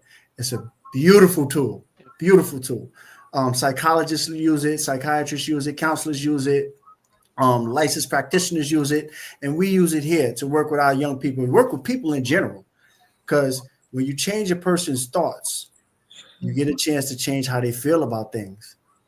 Now, a lot of people, most people go off their feelings, right? But if you put the right things into their heads, right, and work with them towards that thought, changing their thoughts in their brain, the way they think, you eventually change the behaviors. So working on that, if people truly want to change, because you can't save everybody, that's the reality. as I told Dr. Ferdinand, we have an 85% success rate. So obviously it's 15% that we couldn't change, right? Or couldn't support change with. But when you support individuals change, you help change their mind, their mindset, their behavior is going to change. And then from there, you send them back out. You just don't send them back out without a blueprint, though. You have to continuously work with them. There's transitional services to have the continuity of services, right? So well, that thought, that thought ran through my mind just a few moments ago, what you just mentioned. So I'm very glad that you actually brought that up.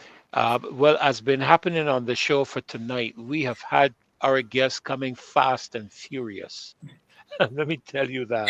And I already have KEMAR lined up to jump in, but I want to hear from Ty before we go anywhere else. I am going to step in and protect her, Maurice. I'm so listen, sorry. she has a whole presentation. She has a whole presentation for you set up. No, listen. Yeah. Protection Well, we're going to Ty, if it's okay, we can engage that if possible on Monday. In terms of the time frame we have, but I do want you to share a little bit before we go off. We do have KEMAR coming in, but he's actually in at the moment, but I haven't brought him onto the show yet. But we do want to hear from your perspective as well. This lady, Shaquani Lucille Gale, is an exceptionally highly qualified individual. I mean, I'm going to ask them to send me her qualifications so that when we speak, we can reference it. I know she may be a very humble person within that context, but I'm always prepared to recognize and respect what persons have accomplished and achieved, so that we can see their expertise and what, where they're speaking from. And I was very blessed in the last show we had. She didn't talk very much, but boy, when she spoke, it was great stuff. So, Ty, if you could just share a little bit with us before you guys go off, but I would like you to come for another one with me, if you're able to, on Monday, and I'd like to bring you on to do the presentation. And I have sent the information between the two of you. I have sent you the information, Maurice and Lucille, Ty, so that you can communicate, you can connect there. Thank you. Okay, Thank you. because we need to do something about our situation here on the ground in Barbados. So Ty, I'm gonna give you a few minutes to just let's hear from you. Dr. No, DeFreitas, no, Dr. nothing. DeFreitas, Dr. DeFreitas. Oh, yeah, let me give her correct title. Thank you, Mr. Maurice. Dr. DeFreitas, would you kindly share a few words with us? Thank you so much, Dr. Ferdinand, for having us on. Yes, we did prepare an entire presentation centered around what we were talking about last week in terms of bullying and violence in schools, right? And what that impact can have on society. So my husband, as you know, is well-versed on the other side.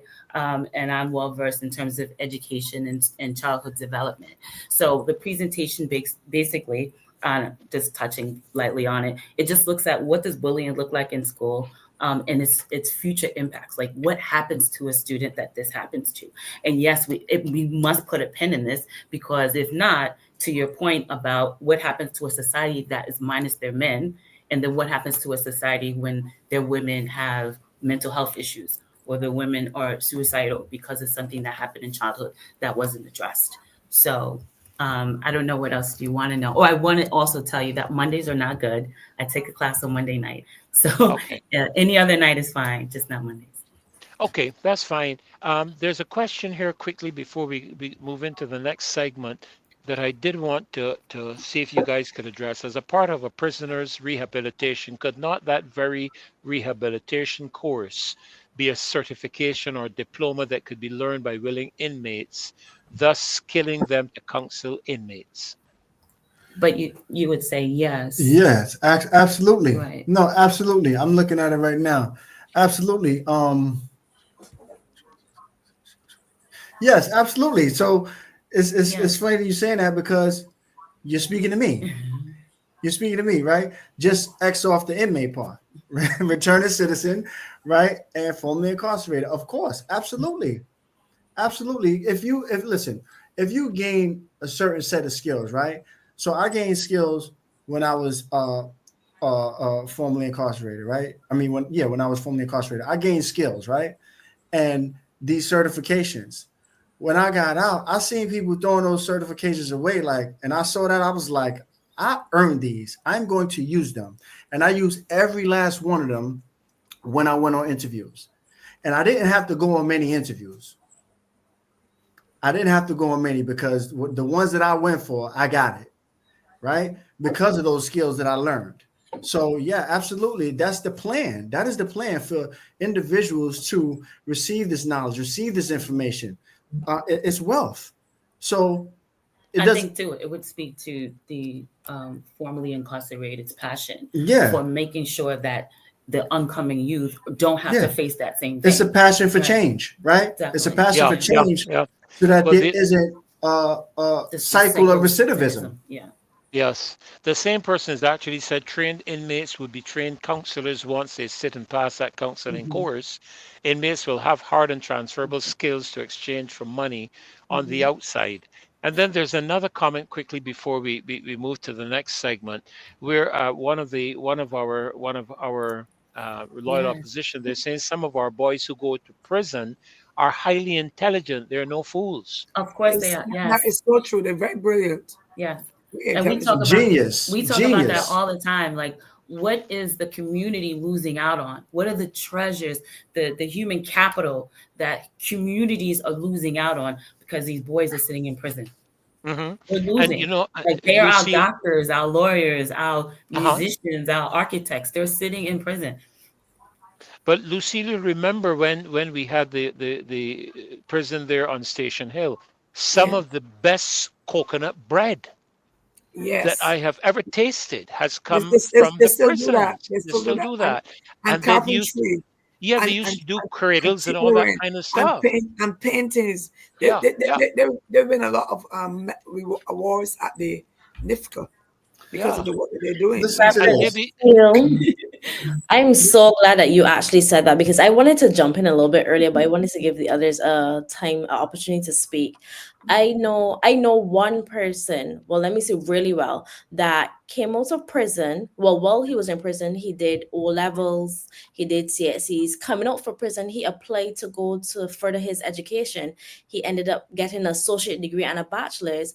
And in prison, I remember going to see paintings from the prisoners. I don't know if a lot of people remember at NIFTA, a lot of our prisoners are extremely well at visual arts, and the paintings will be on sale, and you can purchase them. You can look at them.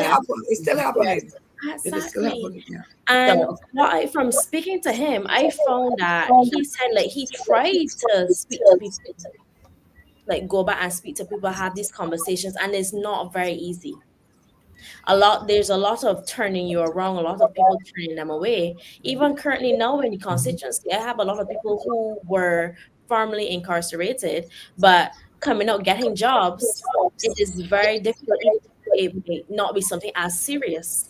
So they are interested in looking for programs that can help them on pathways to getting jobs and not being turned away when they go and produce a certificate of character that says that, well, they've been in prison. Most people turn them away from the time they see that. Well, there you have a comment right there. Police certificate of character is an obstacle for ex-inmates. When time is served, records should be clear. These are things that we will have to discuss further.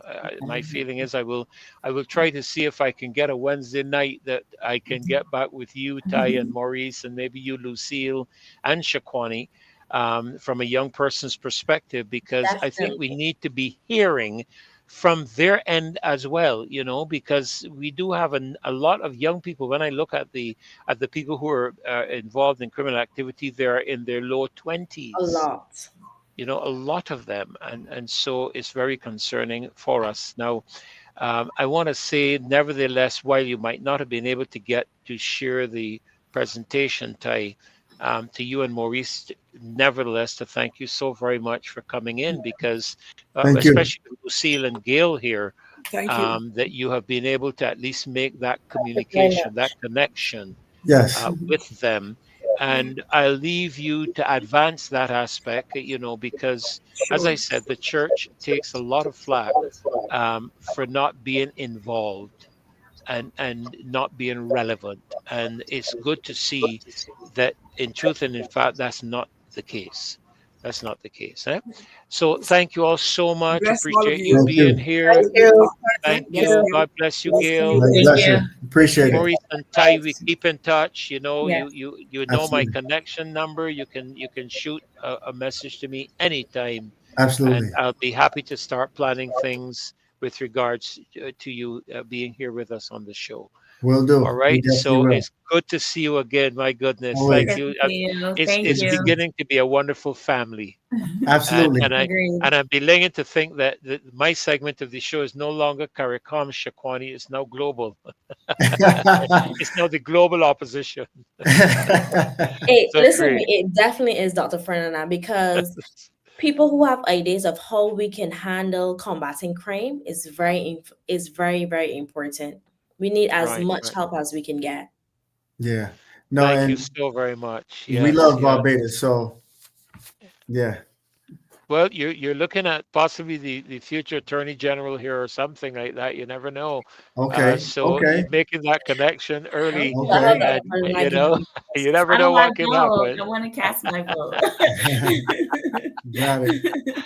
Thank Okay. you guys so Thank much. Real you. Thank you pleasure so having much. you We again with us appreciate it. tonight. All right. God Yeah. bless. All right. Well, Shakwani, let's see if we can get Kemar in here. Kemar, are you hearing me? Are you hearing me there, Kemar? Yes, I am hearing you Okay. loud and clear. We're hearing you loud and Yes. clear. Welcome to the show, Kemar. I know that you've been waiting there for a few minutes. I'm sure you've been listening in on what has been shared. Of course, your colleague here with us tonight came on to promote the upcoming event with the Young Democrats. And she has stayed on. Thank you, Shakwani, for staying on for such a long time. Yes. But Kimar, it's great to have you on the show. A pleasure to welcome you again tonight, and we look forward to hearing from you. There's so many things that I believe you want to unpack, but I'm going to just sit back and let in and just release you. Yeah, good night to you first and foremost. Good night to Shakwani. Good night, Kimar. Um, and good night to all of the members of the lawyer opposition. Good to be here as usual. Um, I heard a bit of the discussion earlier. So good night to the guests. I was on last week with the gentleman and his wife. Yes, Mhm. yes. It was good to see them again. I was hoping to get on before they went off, but nevertheless, but They're going to be back, so I'll make sure that when I have them back, I get you and Shakwani into that program with me. yeah, Definitely. yeah. Yeah. So the topic they were discussing fits right in with what I want to discuss tonight. Um, they spoke about prison, um, reform, persons, the integration back into society and the like. But a couple of shows ago, we spoke about a particular topic, which is crime and linking crime to that of a public health issue, right? Crime being a public health issue. So I would have forwarded you, Pastor Ferdinand, an article where the Prime Minister of Barbados is attempting to articulate the similar topic of crime being a public health issue. Um, and we discussed it on the show again a couple of shows ago, but now we're seeing you're rolling out or you're attempting to roll out what a public health issues crime could cause. Now, interpretation and assumption you could say about violent crime or violence. When you speak of public health, you would think that automatically you would assume that it has something to do with the hospital, right? And stretching the resources of the hospital. As you know, when somebody's injured, it takes up significant health resources to be able to treat those persons, the persons who are injured, and also the innocent bystanders, and they like get some money to treat a victim after him or her has been shot. You know, so public health issue. I first assumed that it had to do with healthcare, but that is a very small, minute way of looking at it. And the level of CARICOM, the CARICOM prime ministers, right?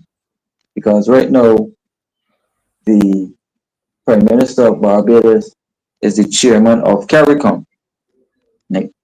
And at the level of CARICOM, the prime ministers are discussing, as Ferdinand, how to really and truly tackle this scourge of violent crime throughout the region. Right, so you could go ahead and play the video. Right, now just let me know. I think you should be able to hear it.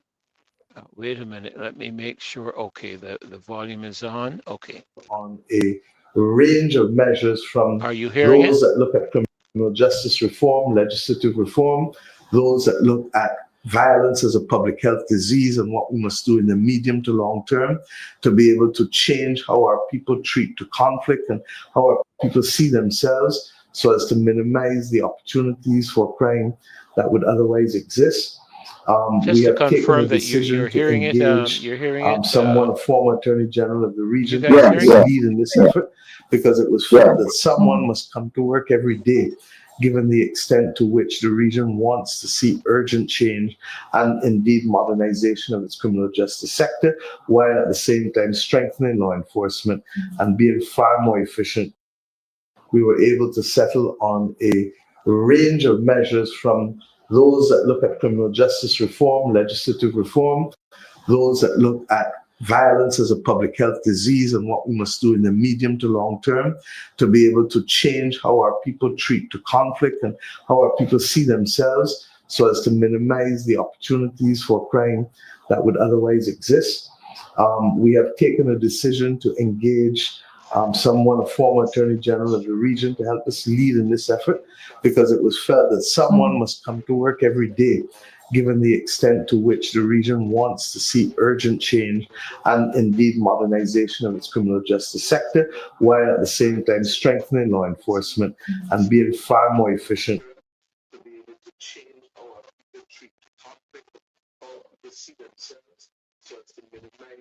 I believe that Thank you for that particular video. statement, right? I believe that particular statement is what you wanted to get at. Yeah, definitely. Yeah, definitely. Just to hear, some word behind what I was saying in terms of violence as a public health issue. Right? So the Caribbean as a whole, Jamaica, Trinidad, Guyana, St. Kitts, we all have the similar problem of violent crime done by firearms or the use of firearms. But we do not manufacture firearms in the region. So obviously the firearms are being trafficked from somewhere that produces firearms. Now the closest place to the Caribbean that produces or manufactures firearms is the United States. Not saying that the firearms come from the United States, but it is the closest geographically. Right? Um, then you have South America, but majority of the trade, if you check the trade routes to the Caribbean, majority of the trade is done from America and not so much South America. Maybe if you look at Trinidad, um, Guyana, those countries are more closer to the South American belt, and they would be more involved into the South American belt. But for most of the Caribbean parts of Ferdinand, we use America. And if you look at the police statistics as well, the police statistics will show that majority of the firearms recovered by the police are manufactured in the US. Right? So the Caribbean Prime Minister is at a meeting, Pastor Ferdinand, the regional heads of government meeting. The dialogue that came out from that meeting says that a public health approach is required to tackle violence in the region, tackling issues such as mental health, transnational organized crime, using litigation and laws to protect against gun violence, a global action on gun violence, trans-border crime, education and youth, domestic violence, economic inequalities as a driver of criminal violence, community approaches, restorative justice, sports, mediation, and the judicial perspective, legislation, and juvenile justice reform. The group, which is the regional heads of government, came up with their own declaration, see that how the United States had the war on drugs. Regional prime ministers have coined the phrase with the war on guns. And they are coming together to reduce the illegal exportation of firearms from the United States, which they refer to as a direct threat to democracy in the Caribbean. So they declare that their war on guns to combat the illegal trade of firearms, which provides these guns to contribute significantly to the crime of violence in the Caribbean, causing death, disability, and compromising the safety of the citizens in general, to be a national priority for all regional governments.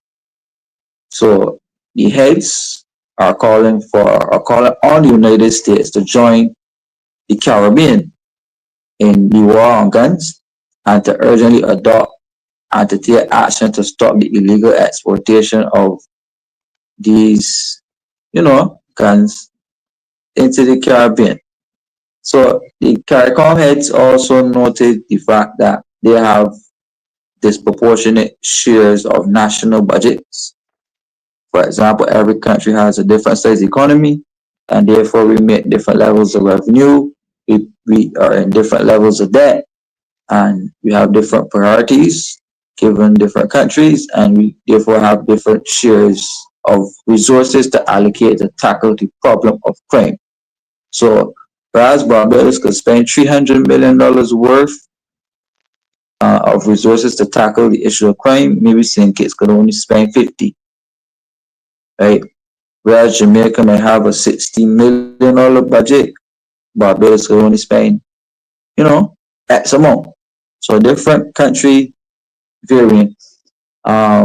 So I'm not sure, but I guess anytime we hear a Caribbean Prime Minister speak about disproportionate sums of money, I guess they're probably lobbying for some type of regional fund, some type of regional structure that they could draw financial resources from.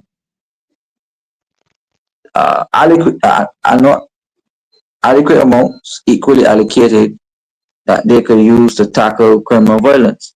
Now, if you look at the RSS, the Regional Security System, that is a CARICOM effort to tackle criminal violence, right? I heard somebody speaking about a regional police force, right? And other regional intelligence arms. And sometimes when we run into issues here, I often hear citizens call for Scotland Yard and MI6 and Mossad. We call for all types of agencies to come into the Caribbean to do investigations on our politicians, right? Because remember, crime is not only violent crime, but it's White collar crime. no, there's no theft, embezzlement, money laundering, Yes. right? So yeah, so the heads of government, again, to address crime, as well as the fact that mental health issues are significantly on the rise, and they want the Caribbean to be a zone of peace, allowing the region to achieve a goal of a secure and stable and prosperous community, CARICOM community, that is for the citizens. Now, the CARICOM heads of government suggested Pastor Ferdinand. I mean, you're a person who likes to hear about treaties and arrangements that we've signed. So, in September of 2023, the regional heads of government signed a project partnership with the Caribbean Public Health Agency, or we call CARFA. Right? So, CARICOM, there's another agency called the CARICOM Implementation Agency for Crime and Security. Right? And then there's the George Allen Chronic Disease Research Center. And then there's the Small Arms Survey. Right? So, yeah, these different agencies, Pastor Ferdinand. I didn't know that there was myself, I didn't even know that there was a regional agency for crime and security. But again, our leaders usually go ahead and sign these arrangements, and we, the public, are not necessarily informed that these are the tactics, or these are the movements, or these ideas, or what we're looking at. I mean, we can't openly discuss what we're going to do to tackle crime on the airwaves, because that may not be the smartest thing to do, because the criminals do watch TV as well. Criminals have phones as well, and they listen to the news and they follow up on the latest to keep abreast, to protect themselves from being caught up, etc. But I think that on the basis of security and rights, that the heads of government have to be careful that in exchange for security from outside agencies, that they will not allow these outside agencies to compromise the sovereignty. So, for example, Barbados could be used as a hub or a board or a launching pad or whatever, for a much larger country to gain intel on another country, right? But the country does not necessarily use as its home base as the launching pad to do that, but it could use Barbados, right? So, for example, if you have huge amongst just an example, Chinese tourists coming to Barbados, and for example, the United States wanted intel on the movements of these Chinese citizens. You could engage the head of the country on one of these type of arrangements to be able to capture that intel unknowingly, Pastor Ferdinand, to the population of the country and to obviously the Chinese tourists, and obviously without the knowledge of the Chinese government. Just examples purely. I'm not saying that that's happening. Right.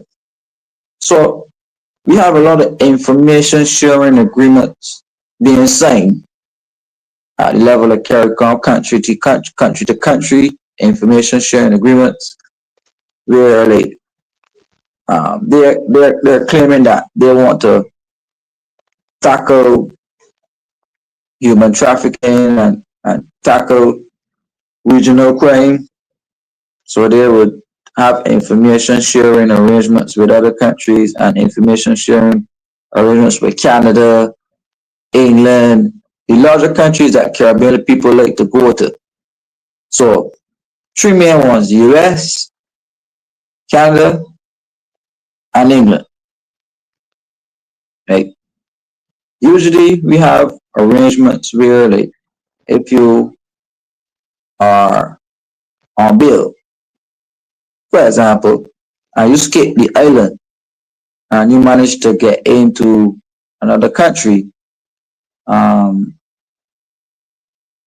there are extradition laws, there are extradition laws in place, deportation laws in place, and other laws in place that if a foreign government holds you or a foreign police holds you, they could, deport you straight back home, straight back here. And those are some of the benefits of information sharing arrangements, Pastor Ferdinand. But for politically active persons and for persons who the system may consider to be threats, Pastor Ferdinand, it then allows for invasion of privacy. It then allows for the, to invading on people's individual rights under the context of providing security for the country and the region. So you remember during the World Cup, the Attorney General of Barbados came on and said that we have a threat from ISIS also, that there was a bomb, but that they had intelligence that there was some type of bomb threat from ISIS. Up to today, I think that was a big, complete joke to me, the people of Barbados, because up to today, we haven't seen the materialization of any bomb threat or any ISIS or potential for ISIS. So when you put out a notice saying, Pastor Ferdinand, there's the potential for ISIS to bomb Barbados, so therefore we have to take extra security measures. That includes tapping all the phones of all Barbadians. That includes, setting up cameras on every street. That includes extra security at the airport. That includes extra security at the seaports. That includes more rigorous questioning at immigration. Because there's the potential that there's a bomb threat from ISIS. So I hope we're seeing, Pastor Ferdinand, how under the basis of providing security, national security for the country, a power-hungry, corrupt government could go on a power grab, right? When there is instability in the country. So for events like World Cup, Cricket World Cup, FIFA football, big events like the COP conferences, big IMF spring meetings and World Health Organization meetings, this type of world G20 gatherings, they come at a level of security, Pastor Ferdinand, for the personnel who attend these conferences. So you have high-level presidents, high-level CEOs, the intelligentsia of the work. And obviously, when they come to your country, you will be expected to provide a level of security for these persons while they're here. Right? 1 second, please. But Shakwani, as I'm listening to KEMAR, in terms of what he's sharing, the concern, I believe, lies in exactly what I had shared. I think it was on Monday when I suggested that, to classify criminal activity as a physical disease is to suggest a platform for the implementation of a state of emergency, which gives the Prime Minister sole power to act and gives the police, to a large degree, almost unfettered power. Because I don't know that our legislative, you remember when we were looking at the cybercrime bill? Yes. One of the areas in the cybercrime bill that was concerning had to do with the invasion by the police on the suspicion, and getting a court order and a search warrant from a magistrate to come into a private citizen's home and seize all of their electronic devices, and there was no accountability reference, none of these kind of things. Dr. Ferdinand, I will say, is even more serious than that. There's also been encounters where people have reported that they came into their houses, because in the Caribbean we tend to leave our doors unlocked a lot. Yeah. They came into the houses, started to search, did not produce warrants, and children are in the household, and that in itself is very difficult for a child to navigate or even express, because that is trauma. We are that's adding to traumatic. the cycle without even recognizing that that is an issue. If we need to make sure the lines are very, very clear, because the next generation is watching us. They are holding us accountable. And when we don't make it extremely clear what they're supposed to be doing, what kind of things are the right pathways to follow, then you have people confused, or who are really the protectors. Is it considered the people at the block because they're protecting you, or is it someone else? We have to make sure that our police are behaving and acting at a level that is high all the time. I know that sometimes some days are difficult. Some of the police station conditions I know are not up to standard. They definitely need to fix that. We know that they need to increase the pay as well, because they're working longer hours. The money has not increased, and we're asking a lot of them. Yeah, And they're putting their lives on the line. Exactly. The government needs to treat them at that level. If we're asking so much of them, the government needs to recognize that this is something that needs to be rewarded. People are sacrificing their lives. People are sacrificing. They're afraid. Yeah. Imagine people are afraid to join the police force in 2025. People are afraid. And that must be commended. Go ahead, KEMAR. We were just waiting for you to jump back in. Yeah, sorry about that. Sorry. That's okay. That's fine. That's fine. So as I left off, so we were at regional as a government, and we were saying that much needs to be done in the Caribbean to not focus on crime, but not just from the criminal justice perspective, where we focus on the rolling out of like the court system, the policing systems, the BDF and regional armies, but looking at crime from a holistic perspective, preventative measures as opposed to punishment. Right? So we once had hanging as a tool on the books as a deterrent to crime, Pastor Ferdinand. However, with hanging on the books, we still had people committing murder. Right? And then through constitutional means or whatever, our hanging was determined not to be feasible in a modern era.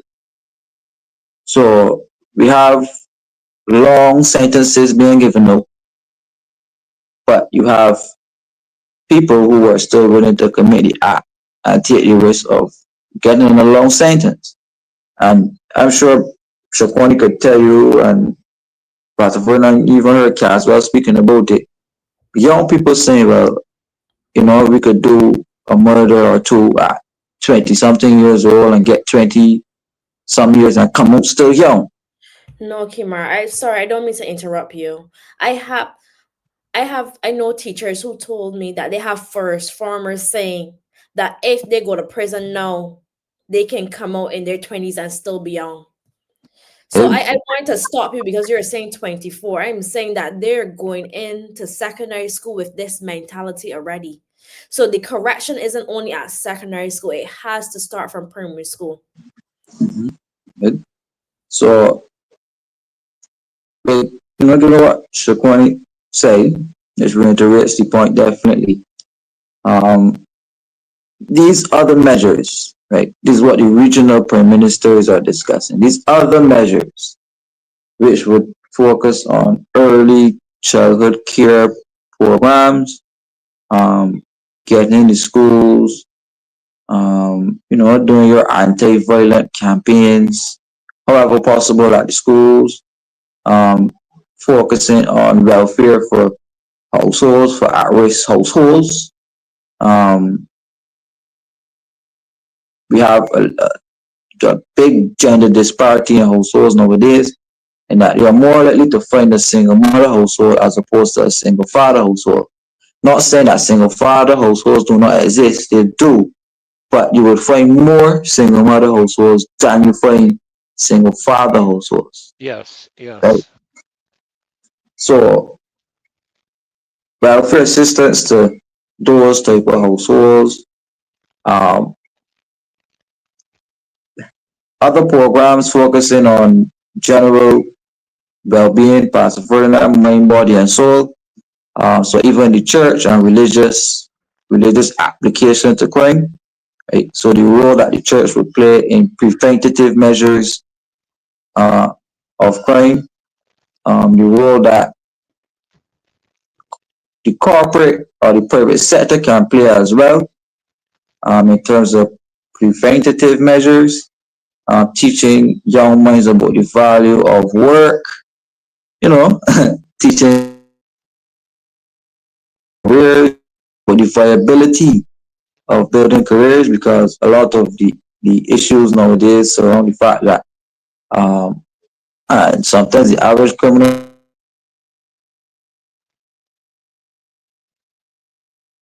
KEMAR, we aren't hearing you anymore. I don't know if it's the same for the others.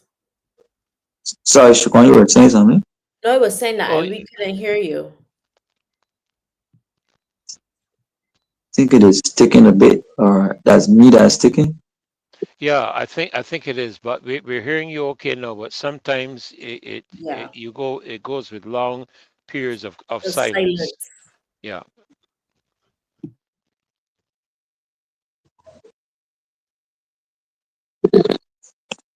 I'm gonna try to sign out and sign back in. Okay. Well, no problem. While he is doing that, Maurice would have overheard some of the comments that KEMAR has been sharing. He actually was hoping to have jumped on when we were on. He wanted to ask you or to engage you with a couple of things. Don't know if he'll get the chance to get back to that. But this situation that we're facing within the context of the Caribbean. Okay, here he comes. Let's see if we can bring him. Let's see if we can bring him back in. Okay, KEMAR, you're back with us. Yeah, I would love to hear it. Yeah, there you go. Greetings. Yeah, Maurice is back on with us, KEMAR.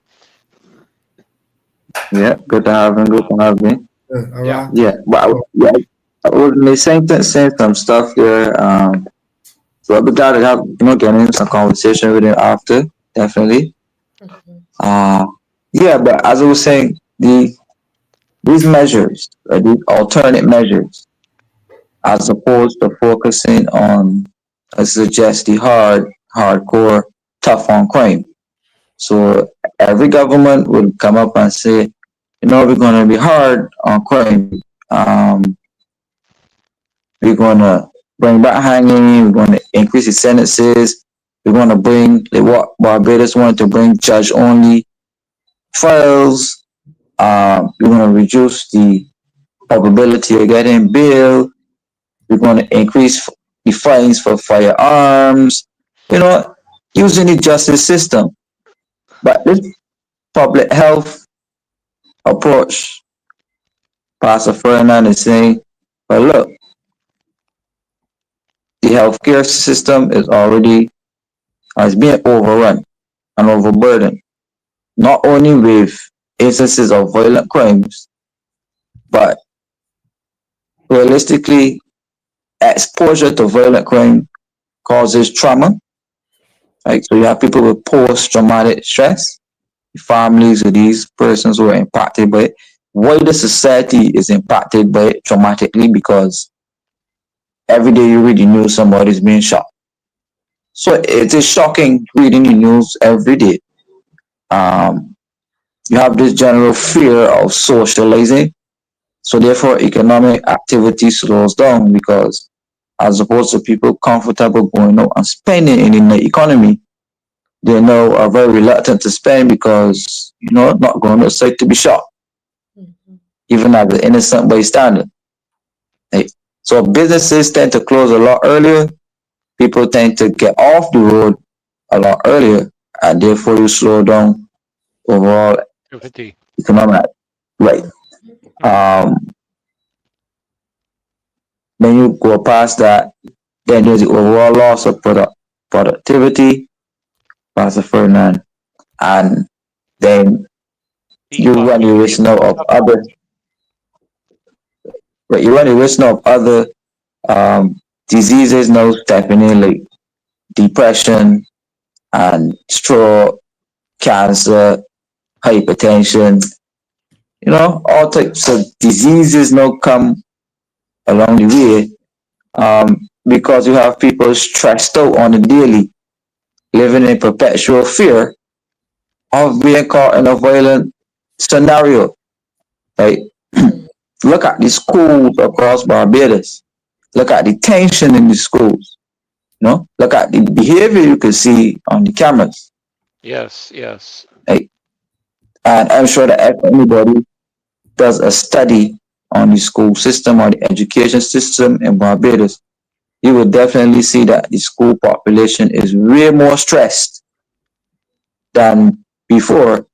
And I am sure you could see the instances of way more diseases of the average child suffering or being impacted by a disease, whereas asthma, hypertension, cancer, depression, trauma, the same health, mental, disease associated with mental health and bodily health are becoming more and more rife.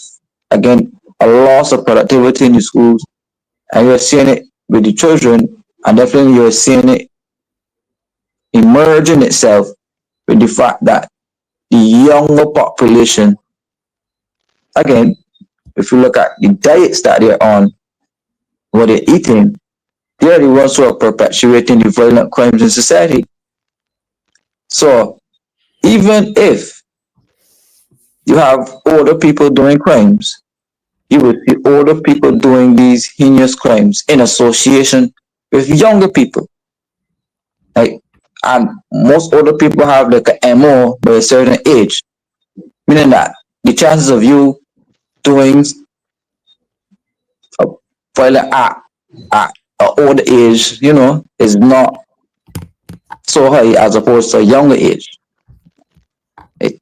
So my thing is, the public health approach, Pastor Ferdinand, has some merit. It has some merit because you can see the different parts of society and the different things it addresses as it relates to people.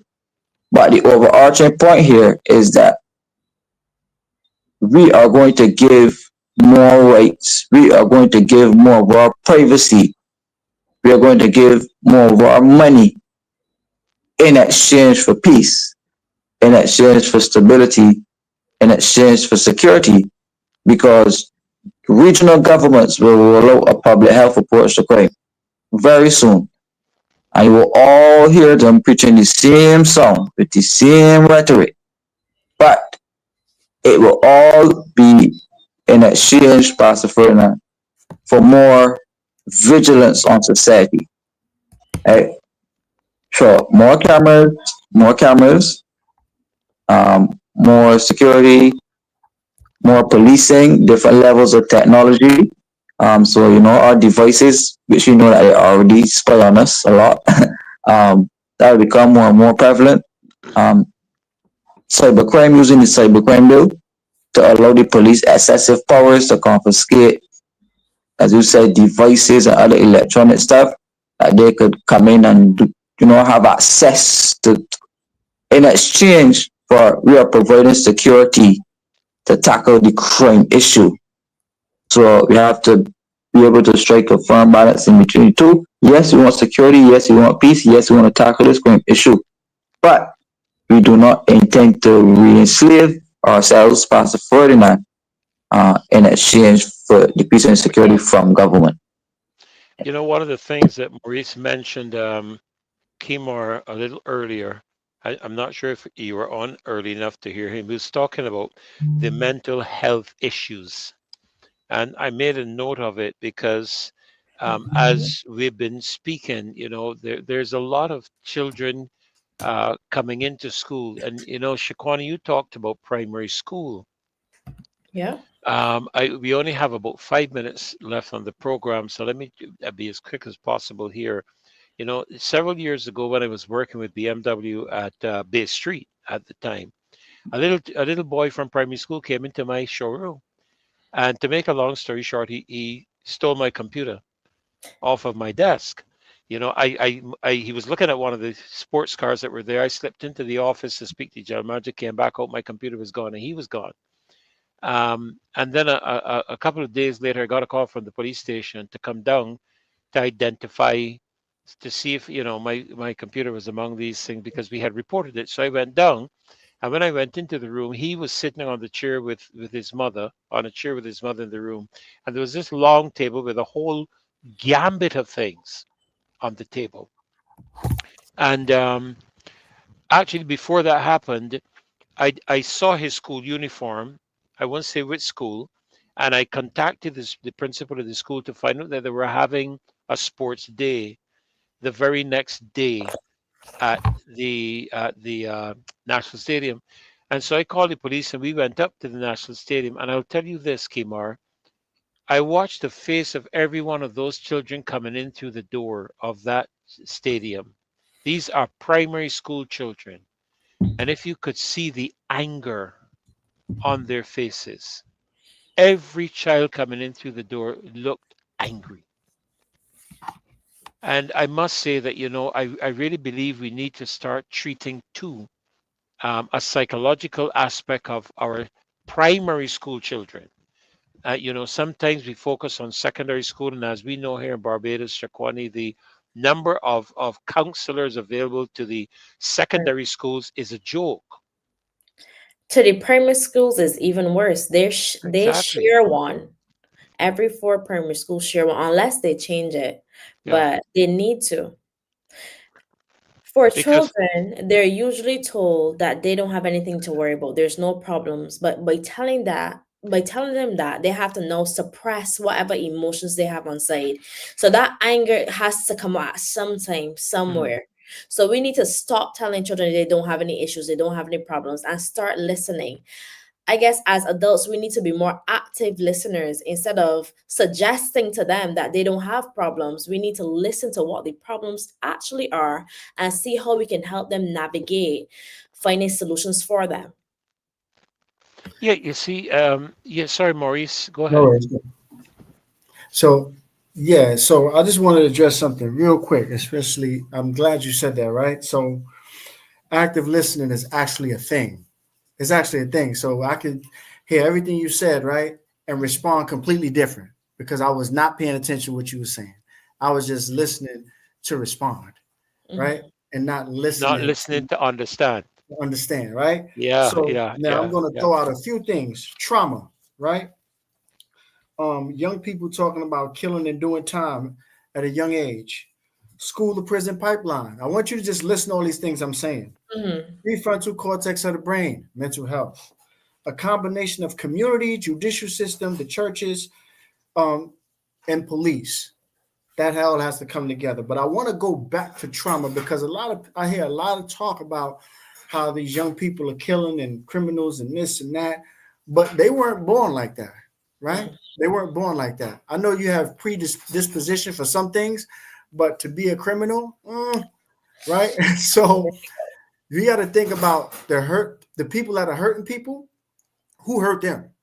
It's trauma, right? And trauma affects everyone differently. They don't affect no two people the same. So if you got a person that's already angry, you got to do some restorative process to get down to the root to find out why this person is angry. I refuse to just say this person is that, this person is that, this person is that before I find out what the root of the problem is. Now, if that kid was sent out of their home to primary school and the kid is angry and doing stuff in there, go check the home. Sit down with the parents. Send social workers there. You know, Maurice, what we discovered with that young man was that his mother was a drug addict, and that he was who she used in order to obtain items that she could sell and so on to feed her habit. That was actually the outcome of that matter. Listen, let me tell you something. I'm listening. I'm sitting here listening, and all that's running through my mind is the micro of America. That's it. That's it. So it's not, nothing is perfect, right? In the police force, you have people that are not good, the people that are good. Unfortunately, in the churches, you have people that are good and some people that are not good. In the communities, everywhere you're going to have people that are good and people that are not good. So I can't harp, and I refuse to harp on the people that are not good because they're still not going to be good. So I just have to find the people that are good, and we just have to make a difference and help transform these young people whose prefrontal cortex are not fully developed yet, right? And instead of judging them, help transform them because they still have time for their prefrontal cortex to grow. And with individuals that are in their lives, right, that are positive, that have some really great experiences and that want to do some great things, right, that can help those young people's prefrontal cortex grow, right? That's the part of the brain that is the last part to develop, right? Responsible for reasoning, rationalization, impulsivity, all these things, right? And the way these things are pushed along is when good people that are knowledgeable, have education, that are good-hearted, good-spirited, help push these young people along and give them the knowledge that they so rightfully need, right? And trauma is a serious thing. All of us have experienced trauma. It's how we dealt with the trauma, who helped us push our trauma along, and who helped us become better. I know for a fact I've been traumatized. I didn't come out my mother's womb like that, right? However, I received help and I received support. You can't expect for a child to say, yeah, I got trauma, I need help. You can't expect for adults to say that they have trauma and that they need help. It's a scary and painful thing. They don't want to do it. There's people like us that have to push it along, period. Yeah, absolutely. Absolutely. Well, guys, you know, we're on the 10 o'clock hour. My goodness, the time flies when you're having fun, they say. But, you know, it's been a packed night from the very beginning. And Shakwan, I want to thank you for coming in and staying in as long as you have. Absolutely. Really. And Maurice, appreciate your being here again with your wife. I know we didn't get to the presentation, but we'll arrange that, and we'll keep in touch on that. And I'm sure you're going to keep in touch with Apostle Lucille. Yes. But it would be interesting. You know, I can see what I'll talk with Marcia and see what we can do in terms of doing maybe a symposium or something of that nature to do with crime, and have you and your wife come in. Let's do it. And speak to it. You know, I love symposiums. Let's do it. That kind of thing.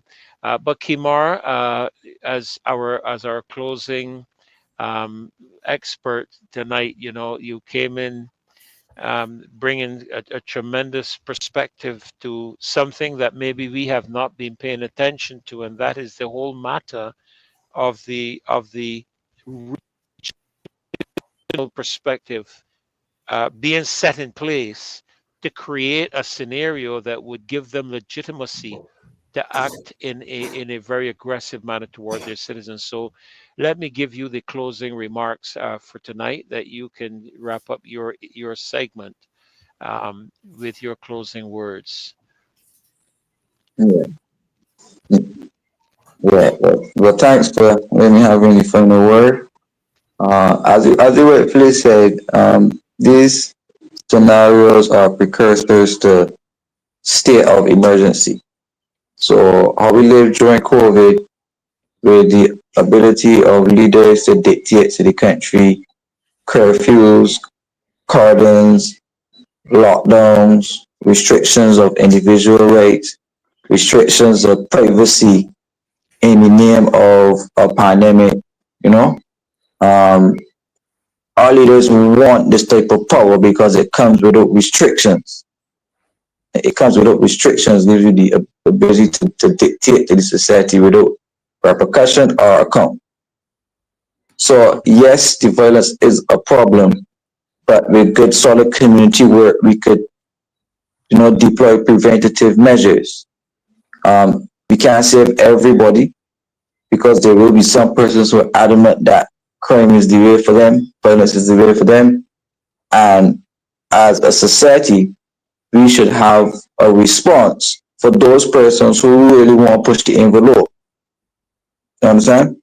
Mm-hmm. So my thing is we should all live without trauma, without fear, without feeling that if I step outside of my house, the gangsters are going to take over and shoot. And I know without my children coming out home from school and when the gangsters shooting and injuring my child, we all have the right to live in a country without that fear.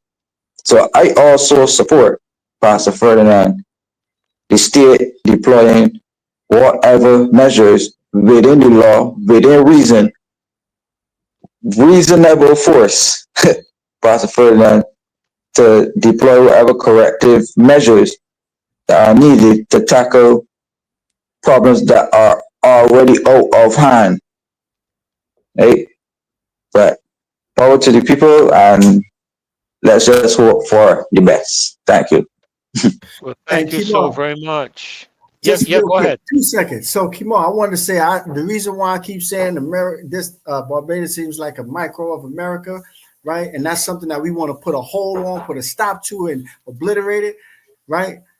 Check this out. So, I heard you say that you want to be able to walk in your home without criminals waiting and shooting at you and all that stuff.